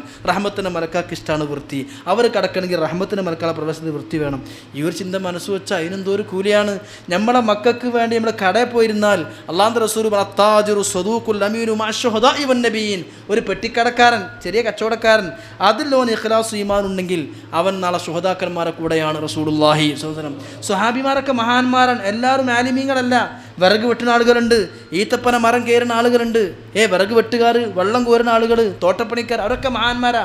മഹാനാണെങ്കിൽ ആലിമാണ്, മൂല്യാരാണ്, തങ്ങളാണെന്നൊന്നുമില്ല. ഈ മഹത്വത്തിന് അവനാൻ ചെയ്യുന്ന പണിയിൽ ഇഖ്ലാസും തഖ്വയുണ്ടെങ്കിൽ അതൊക്കെയാണ്. നമ്മളെ മക്കളെ നമ്മൾ തീറ്റിപ്പോറ്റില്ല, അവർ നിസ്കരിക്കുന്ന നിസ്കാരം നോമ്പിൻ്റെ കൂലി നമുക്ക് കിട്ടും. ദുആ നമുക്ക് കിട്ടും. അവർ അള്ളാഹ്ക്ക് നിസ്കരിക്കാൻ ആ മക്കളെ കൊണ്ട് ദീനിന് ഇവിടെ ഉപകാരം ഉണ്ടാവും. അള്ളാഹ്ക്ക് ഒരു ലാ ഇലാഹ ഇല്ലല്ലാഹ് നമ്മളെ കുട്ടി പറഞ്ഞാൽ അതിൻ്റെ കൂടി നമുക്ക് കൂടി കൂട്ടും. ആ നിലയ്ക്ക് നമ്മൾ ചിന്തിക്കുകയാണെങ്കിൽ മക്കൾക്ക് തിന്നാൻ കൊടുക്കുന്നതും തീറ്റിപ്പോയിട്ടുള്ള എല്ലാത്തിനും മനുഷ്യൻ്റെ ജീവിതം മുഴുവനും ഇബാദത്താണ്. അള്ളാഹ് നമ്മളെ പഠിച്ചത് അള്ളാഹ്ക്ക് ഇബാദത്ത് എടുക്കാനാണ് ഇതാണ്. അല്ലാതെ 5 വക്ത് നിസ്കരിച്ചാൽ കഴിഞ്ഞു പിന്നെ റമളാൻ 30 അതൊന്നല്ല. ഓരോ സെക്കൻഡും ഇബാദത്താക്കി എടുക്കാൻ പറ്റും. അതാണ് വമാ ഖലഖതുൽ ജിന്ന വൽ ഇൻസ ഇല്ലാ ലിയഅ്ബുദൂൻ. അള്ളാഹ്ക്ക് വേണ്ടി എനിക്ക് എല്ലാം ഇബാദത്തായി, എല്ലാം ഇബാദത്താണ്. ഞാൻ ഇവിടെ വന്നതും നിങ്ങൾ വയലിന് വന്നതും ഇത് കേട്ടതും നിങ്ങൾ പോണതും ഒക്കെ എല്ലാം ഇബാദത്താണ്. അപ്പം നിസ്കാരം മാത്രമല്ല ഓരോ വിഷയവും നമുക്ക് ഇബാദത്താക്കി മാറ്റാൻ കഴിയണം. അത് സയ്യിദി മഖ്ദൂം പറയുന്നുണ്ട്, വസുലി ഫിൽ ത്വാഅതി വഖതക കുല്ലഹു ലാ തത്റുകൻ വഖതൻ സുദൻ മുതസാഹില വതുസീറു ഔഖാതുൽ മുബാഹി ബിനിയത്തിൻ മസ്റൂഫതൻ ഫിൽ ഖൈരി ഫസുഹബിൽ ഇത്തിലാ. ഏത് സംഗതിയും നിയ്യത്ത് നന്നാക്കുമ്പോൾ ഏറ്റവും സുന്ദരമായ ഇബാദത്തായി മാറും. ഇതിന് പഴയകാലത്തെ ആളുകൾ എന്തിനും നിയ്യത്ത് നന്നാക്കും. അതുകൊണ്ട് നോമ്പ് നമുക്ക് നൽകുന്ന പാഠം ഈ ഇഖ്ലാസാണ്, ഈ നിയ്യത്താണ്. നമ്മൾ വേറെ ആളെ കാണാൻ വേണ്ടി ആവരുത് ഏത് സദക്കയും ഏത് അമലും ഏത് നിസ്കാരവും ഒന്നും ലില്ലാഹി ആവുക. അപ്പം നോമ്പിൻ്റെ ലക്ഷ്യം നമ്മളെ അള്ളാഹുവിലേക്ക് അടുപ്പിച്ച് അടിമയാക്കുക എന്നുള്ളതാണ്. അതൊന്നും ചിന്തിക്കാതെ കൊളസ്ട്രോൾ കുറയല്ല ആരോഗ്യ പദ്ധതിയായിട്ട് മാത്രം നോമ്പിനെ ചിത്രീകരിക്കപ്പെടുന്നതിൽ സങ്കടമുണ്ട്. അതൊക്കെ നോമ്പിൻ്റെ ലാഭങ്ങളാണ്. ഏത് വിഭാഗത്തിൻ്റെ ഇനി സക്കാത്തും അങ്ങനെ തന്നെ. നമുക്ക് നല്ല താല്പര്യമില്ലാതെ പൈസയും മുതലൊക്കെ അതാണ്ട് 2.5% പോവെന്ന് പറഞ്ഞാൽ അല്പം ഇടങ്ങേറുണ്ടാവും. അത് കൽബ് തന്നെ പെയ്ത് കൽബിനുണ്ട് ശുദ്ധിയാക്കുകയാണ്. അല്ലാതെ ഓന് കിട്ടുന്നതിൽ മാത്രമല്ല നിന്നെ ശുദ്ധിയാക്കുക എന്നില്ല സക്കാത്തിൻ്റെ ലക്ഷ്യം. ഹജ്ജും അങ്ങനെ തന്നെ. നിൻ്റെ കിബറാണ്ട് പോകണമെന്നില്ല. അള്ളാഹുവിൻ്റെ മുമ്പിൽ പോയി വലിയ ആളായി നടന്ന് നിൻ്റെ കിബറാണ്ട് പോകണം. എവിടെയും നമ്മളെ ശുദ്ധിയാക്കി അടിമത്തത്തിൽ ഞാൻ ഒരു അടിമയാണെന്നുള്ള ചിന്ത. അതിൽ അള്ളാഹിൻ്റെ റസൂൽ നോക്കി നിങ്ങൾ സുജൂദ് ചെയ്ത് കാലിന് നീര് വന്നപ്പോൾ റസൂൽ പഠിപ്പിച്ച് ആയിഷബി ചോദിച്ചു, എന്തിനാ നിങ്ങൾ ഇങ്ങനെ ഇടങ്ങാറാണ്? അപ്പോൾ കൊടുത്ത മറുപടി എന്താ, ഞാൻ അടിമയൊക്കെ ഇഷ്ടപ്പെടുന്നുണ്ട് പൊന്നാര മോളെ. അഫല വഹിബ് നക്കൂൻ ആപ്പത്തൻ ഷക്കൂറ. അത് അള്ളാഹിൻ്റെ മുമ്പിൽ നമ്മൾ അടിമയാണ്. നമ്മളിപ്പോൾ ഒന്ന് ആ പശമുക്കിയ കുപ്പായം വെച്ചിട്ട് പള്ളിക്ക് നിസ്കരിക്കാൻ പറ്റുന്ന രംഗം തന്നെ കണ്ടാൽ ഇങ്ങോട്ട് വരും. ഇങ്ങോട്ട് എന്നിട്ട് മൊബൈൽ അടിച്ചിട്ട് ഇങ്ങനെ തക്ബീർ കെട്ടിട്ടുണ്ടാവും. 1-ാം നമ്പർ ആഡംബരത്തിൻ്റെ അലങ്കാരത്തിൻ്റെ അഹങ്കാരത്തിൻ്റെ ഒരു മൂർത്തി ഭാവമായി നമ്മൾ ആരാധനകൾ മാറി. അവസാന കാലാകുമ്പോൾ ആരാധനയുടെ കോലം മാത്രം ഉണ്ടാവും എന്ന് പറഞ്ഞത് ഈ പറഞ്ഞത് തന്നെയാണ്. നമ്മൾ 5000 റുപ്യ റിലീഫ് കൊടുക്കുകയാണെങ്കിൽ 5000 റുപ്യ അപ്പുറത്ത് പത്രത്ത് കൊടുക്കാനും ഫ്ലക്സ് വെക്കാനും നമ്മൾ ചിലവഴിക്കാൻ ഇങ്ങനെ അങ്ങോട്ട് ഷിർക്കിലേക്ക്, അല്ലെങ്കിൽ നമ്മൾ മൊത്തം ഷിർക്കിലാണ്. ഞാൻ ധരിച്ചിരിക്കുന്ന വസ്ത്രം അതാണ് ഈ ഷിർക്കാണ്. ഈ ഷിർക്ക് അവിടെ നന്നാണ് ഔലിയാക്കന്മാർ വ്യത്യാസപ്പെടുന്നത്, സ്വാലിഹികൾ അവിടെ വ്യത്യാസപ്പെടുന്നത്. ഞാൻ പറയട്ടെ, നമ്മളെ വസ്ത്രം ഷിർക്കാണല്ലോ. അതായത് ഹറാമ ഷിർക്ക് എന്നല്ല. കാരണം വസ്ത്രം ഷിർക്കാൻ ഔറത്ത് മറയാനുള്ള വസ്ത്രമല്ല. ഒരു മീറ്ററിന് 5000 റുപ്യേനെ കുപ്പായിട്ട് ചെയ്യുന്നത് എന്തിനാ? അത് നമ്മളെ ഔറത്ത് മറക്കാന്നില്ല. ആൾക്കാരുടെ മുമ്പിലുള്ള പ്രൗഢിയും പ്രതാപവും ആഡംബരവും ആ ഒരു ഗമയും അതാണ്. അപ്പോൾ ഈ കുപ്പായത്തിൻ്റെ ലക്ഷ്യം ആൾക്കാരുടെ മുമ്പിൽ കാണിക്കാന്നില്ല. അവിടെ ഒരു ഷിർക്ക് വന്നു. കൈ കെട്ടുന്ന വാച്ച് നമ്മളതടക്കം ചെറിയൊരു സമയം അറിയാനല്ല വാച്ച്, സമയം അറിയാൻ മൊബൈലുണ്ട്. ഇനി സമയം അറിയാനാണെങ്കിൽ ചെറിയ വാച്ച് മതി. പിന്നെ 60,000 80,000 ലക്ഷത്തിന് ടീഷർട്ടും റൈഡൊക്കെ നമ്മൾ ഇട്ടുണ്ട്. അത് ജനങ്ങൾക്ക് മുമ്പിൽ എന്നാണെങ്കിൽ അവിടെ ആ നെയ്യത്ത് അതൊന്നും ഇല്ലെങ്കിൽ കുഴപ്പമില്ല. പക്ഷെ ഞാൻ പ്രത്യക്ഷത്തിലല്ല പറയണത്. അവിടെ നമ്മൾ ജനങ്ങൾ അവർക്ക് മുമ്പിൽ ചെയ്യാന്ന് പറയും ലോക്കൽ വാച്ച് ലോക്കൽ മൊബൈൽ എന്താ അതൊക്കെ നമ്മൾ ജനങ്ങൾ അപ്പോൾ ശിർക്ക് കയറി വന്നു. ഇനി നമ്മളെ വണ്ടി അങ്ങനെ തന്നെ. നമുക്ക് യാത്ര ചെയ്യാനുള്ള വണ്ടി യാത്ര ചെയ്യാൻ അപ്പോൾ ഈ BMW ഓടിൻ്റെ ആവശ്യമില്ല. അവിടെ നമ്മൾ ശിർക്ക് വന്നു. അതുപോലെ തന്നെ താമസിക്കുന്ന വീട്, നമ്മളൊന്നും താമസിക്കാനുള്ള വീട് എന്ന് പറഞ്ഞു വിടാം. താമസിക്കാൻ അപ്പോൾ അതിൻ്റെ വീടുണ്ട് അങ്ങനത്തെ ഒരു വീടിൻ്റെ ആവശ്യമില്ല. അപ്പോൾ വീട് ചെറുക്ക്, കാറ് ചെറുക്ക്, വാച്ച് ചെറുക്ക്, മൊബൈൽ ചെറുക്ക്, തുണിക്കുപ്പായം ചെറുക്ക്, എല്ലാം ചെറുക്ക്, മൊത്തം ചെറുക്കലുള്ളത്. ഇത് ഇസ്ലാമെന്ന് പുറത്തോടെ ചെറുക്കുന്നില്ല. അല്ല, ഒക്കെ ജനങ്ങൾ. അവിടെയാണ് മഹാന്മാർ. അവരെ ശ്രദ്ധിക്കണമെന്നല്ല, അവർ എന്തെങ്കിലും ആയിക്കോട്ടെ അള്ളാഹുവിൻ്റെ വിഷയം മാത്രം ചിന്തിക്കുക. അപ്പോൾ നമുക്ക് പൂർണ്ണമായിട്ട് മാറാനൊന്നും കഴിയൂലെങ്കിലും മാക്സിമം കഴിവിൻ്റെ പരമാവധി നമ്മളെ മനസ്സ് ശുദ്ധാക്കുക. പിന്നെ മനസ്സൊക്കെ പോലെ ചിന്തി കയറി വരും, അതിന് കുറ്റമല്ല. മനസ്സിലായി നമ്മൾ അറിയാതെ കയറി വരല്ലേ. പക്ഷേ മനസ്സിൽ അറിയാതെ കയറി വരുന്ന ചിന്തകളെ താലോലിക്കുമ്പോഴാണ് തെറ്റും കുറ്റവും വരുന്നത്. അതില്ലാതെ നമ്മുടെ മനസ്സ് റബ്ബിലേക്ക് അടുപ്പിക്കുക. അതന്നെയാണ് നോമ്പിലൂടെ റബ്ബിനെ വരിക്കുക എന്ന് പറഞ്ഞാൽ. അതാണ് നോമ്പിനെ പറ്റി ഇങ്ങനെ പറഞ്ഞ് അൽ-ബഖറ 183, 184, 185 ആയത്തുകൾ ഇങ്ങനെ പരിശോധിക്കുമ്പോൾ നോമ്പിനെ പറ്റി ഇങ്ങനെ പറഞ്ഞു വന്നിട്ടുള്ള പറയാം, വൈദാ സഅലക ഇബാദി അന്നി, എന്നെപ്പറ്റി ചോദിക്കുകയാണെങ്കിൽ ഞാൻ അവരെ ഒപ്പുണ്ട്. അപ്പോൾ അത് നമുക്ക് ഫീൽ ചെയ്യണം. അള്ള എൻ്റെ കൂടെ ഉണ്ട്. ഞാൻ എന്ത് ചെയ്യുകയാണെങ്കിലും ഇപ്പോൾ ഉദാഹരണം നിങ്ങളെ കൊണ്ട് നിങ്ങൾ ഇന്ന വയത് കേൾക്കുന്നു, ഞാൻ പറയുന്നു, ഇവിടെ അള്ള നിങ്ങളെ കൂടെ ഉണ്ടെന്ന് നിങ്ങളെങ്ങനെ മനസ്സിലാക്കുക? ഈ പ്രസംഗിക്കേണ്ട എനിക്ക് സ്വന്തം നിലനിൽപ്പില്ല. അള്ളാഹു എന്നെ നിലനിർത്തിക്കൊണ്ടിരിക്കാൻ. അള്ളാഹു കയ്യുമാൻ, സ്വയം ഹയാത്തുള്ളവൻ അള്ളാഹുവാൻ. അപ്പോൾ ഇതിൽ നിങ്ങൾ എന്നെ കാണാതെ അള്ളാഹുവിനെ കാണണം.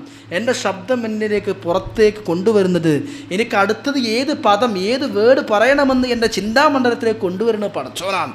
കേൾപ്പിക്കണത് പടച്ചോനാണ്, ഇത് കേൾപ്പിക്കുന്നതും പറയിപ്പിക്കണതും എല്ലാം അള്ളാഹുവാണ്. ഇതൊക്കെ ഒരു വെറും കോലം മാത്രമേ ഒന്ന് കരുതിയിട്ട് അങ്ങനെ ഏതിലും നമ്മൾ അള്ളാഹുവിനെ കണ്ടെത്തിയ റബ്ബിൻ്റെ കൂടെ ജീവിച്ച് അങ്ങനെ മരിക്കുമ്പോൾ സന്തോഷത്തോടെ റാഹത്തായിട്ട് നമുക്ക് മരിക്കാൻ കഴിയും. ഇന്ന് ആ സൃഷ്ടാവിൻ്റെ വലയത്തിൽ നിന്ന്, ആ സൃഷ്ടാവിൻ്റെ അള്ളാഹു എന്ന ചിന്തയിൽ നമ്മളൊക്കെ മാറി വെറും മഖ്ലൂക്കിൻ്റെ കൂടെ, വെറും സൃഷ്ടിലോകത്തിൻ്റെ, വെറും ഈ ഭൗതികമായ ലോകത്തിൻ്റെ ചാപല്യങ്ങളിലും ദൗർബല്യങ്ങളിലും മാലിന്യങ്ങളിലും കടന്ന് ജീവിച്ചു കൊണ്ടിരിക്കുന്ന നമ്മൾ നോമ്പെടുത്തു എന്ന് പറയുന്നു എന്നല്ലാതെ, നോമ്പെടുക്കുമ്പോഴേക്കും ഞാൻ നോമ്പെടുത്തു എന്നില്ല ഗമ ആദ്യം അതാണ്ടോ ഒഴിവാക്കുക. നിസ്കരിക്കുമ്പോൾ ഞാൻ നിസ്കരിച്ചു എന്നുള്ള ചിന്ത അതാണ്ടോ ഒഴിവാക്കുക. അതിനൊക്കെ ഞാൻ അസ്തഗ്ഫിറുല്ലാഹ് പറഞ്ഞത്. ഈ ആത്മീയ ബോധങ്ങൾ ഇനി അങ്ങോട്ടുള്ള നമ്മുടെ ആരാധനകളിൽ വലിയ വെളിച്ചമാകട്ടെ എന്ന് പ്രാർത്ഥിച്ചുകൊണ്ട് ഞാൻ ദീർഘമായി സംസാരിക്കുന്നില്ല. അല്ലാഹു തആല ഈ പറഞ്ഞത് ഞാൻ പറഞ്ഞാണ്ട് പോകുന്നു, നിങ്ങൾ കേട്ടങ്ങ് പോകുന്നു, ആണൊന്നൊരു കാര്യമില്ല. നമ്മൾ കഴിവിൻ്റെ പരമാവധി ഇതൊക്കെ ജീവിതത്തിൽ പകർത്താൻ നോക്കുക. അള്ളാഹു നസീഹത്ത് കേട്ട നസീഹത്ത് പോലെ നിങ്ങൾക്കും പറഞ്ഞതുപോലെ എനിക്കും ജീവിതത്തിൽ പകർത്താനും ജീവിതത്തിൽ കൊണ്ടു നടക്കാനൊക്കെയുള്ള തൗഫീഖ് അള്ളാഹു നമുക്ക് പ്രദാനം ചെയ്യട്ടെ. അള്ളാഹുവിനെ നമ്മൾ എത്തിച്ച അള്ളാഹുവിൻ്റെ ശരിയായ അള്ളാഹുവിൻ്റെ സ്വാലിഹീങ്ങളുടെ കൂടെ നടന്നിട്ടെങ്കിലും അതിൻ്റെ രുചിയും മാധുര്യവും ആസ്വാദനങ്ങളും ആസ്വദിക്കാൻ പടച്ചോൻ തൗഫീഖ് നൽകട്ടെ. വലിയ വലിയ വീട് വെച്ച് അതിൽ ആനന്ദം കണ്ടെത്തുന്ന ആളുകൾ, വലിയ വലിയ കാറിൽ സഞ്ചരിച്ച് അതിൽ ആനന്ദം കണ്ടെത്തുന്ന ആളുകൾ, വലിയ വലിയ വാച്ചും വലിയ വലിയ മൊബൈലുമായി അതിലൊക്കെ ആനന്ദം കണ്ടെത്തുന്ന ആളുകൾ, അതിനൊക്കെ വ്യത്യസ്തരായി അള്ളാഹുവിൽ ആനന്ദം കണ്ടെത്തുന്ന ഒരു സാധുക്കളായ വിഭാഗം ഇവിടെ ഉണ്ട്. അവരെ കൂടെ അള്ളാഹു നമ്മൾ നടത്തി തെരുമാറാവട്ടെ. ഭൗതികമായി എന്തൊക്കെ സുഖങ്ങളുണ്ടെങ്കിലും അതോടുകൂടെ ഖൽബ് നിറയെ അള്ളാഹു നമുക്ക് തഖ്വ നിറച്ച് തരട്ടെ. ഞാനും നിങ്ങളൊക്കെ മരിക്കണ സമയത്ത് അവസാനം ആഖിബത്ത് നന്നായി മരണം ഖൈറായി അള്ളാഹുവിലേക്ക് യാത്രയാകുന്നതിൽ പടച്ചോൻ ഉൾപ്പെടുത്തി അനുഗ്രഹിക്കുമാറാവട്ടെ. നമ്മുടെ മക്കളും സ്വത്തും മധുരം സമ്പത്തുമെല്ലാം അള്ളാഹുവിനെ തൊട്ട് അകറ്റാത്ത രീതിയിൽ അള്ളാഹു നമ്മിൽ നിന്ന് കബൂൽ ചെയ്യുമാറാവട്ടെ. നമ്മൾ നോമ്പിൻ്റെ യഥാർത്ഥമായ അർത്ഥം സ്വീകരിച്ച് നോമ്പെടുത്ത് റാഹത്തായി അള്ളാഹിൻ്റെ തഖ്വയിലും നിലയിലുമായിട്ട് ജീവിച്ച് സ്വർഗ്ഗത്ത് കിടക്കുന്ന ഒരു സെക്കൻഡ് പോലും നരകത്തിൽ കരിക്കപ്പെടാതെ സ്വർഗ്ഗത്തിൽ കിടക്കാൻ അള്ളാഹു തൗഫീഖ് ചെയ്യട്ടെ. അള്ളാഹു നമുക്കൊന്ന് തൗബ ചെയ്യാനും പൊരുത്തപ്പെടിക്കാനും അവസരം കിട്ടാത്ത അപകട മരണം, പെടുന്നതിനുള്ള മരണം, അറ്റാക്ക് മരണം, ഉറക്കത്തിലുള്ള മരണത്തിലൊക്കെ കാത്തുരക്ഷിക്കുമാറാവട്ടെ. നമ്മളൊക്കെ രോഗങ്ങൾ അള്ളാഹു ശിഫയാക്കി തരട്ടെ. എന്ത് രോഗം പരീക്ഷണം വന്നാലും ക്ഷമിക്കാനും പ്രതിഫലം ആഗ്രഹിക്കാനും ഏത് കർമ്മം ചെയ്താലും ലില്ലാഹിയാക്കാനുള്ള തൗഫീഖ് അള്ളാഹു നമുക്ക് പ്രദാനം ചെയ്യട്ടെ. റബ്ബനാ തഖബ്ബൽ മിന്നാ ഇന്നക അൻതസ് സമീഉൽ അലീം വതുബ് അലൈനാ ഇന്നക അൻതത് തവ്വാബുർ റഹീം. آمين برحمتك يا أرحم الراحمين بفضل صلى الله على محمد صلى الله عليه وسلم صلى الله على محمد صلى الله عليه وسلم اللهم صل على محمد يا رب صل عليه وسلم.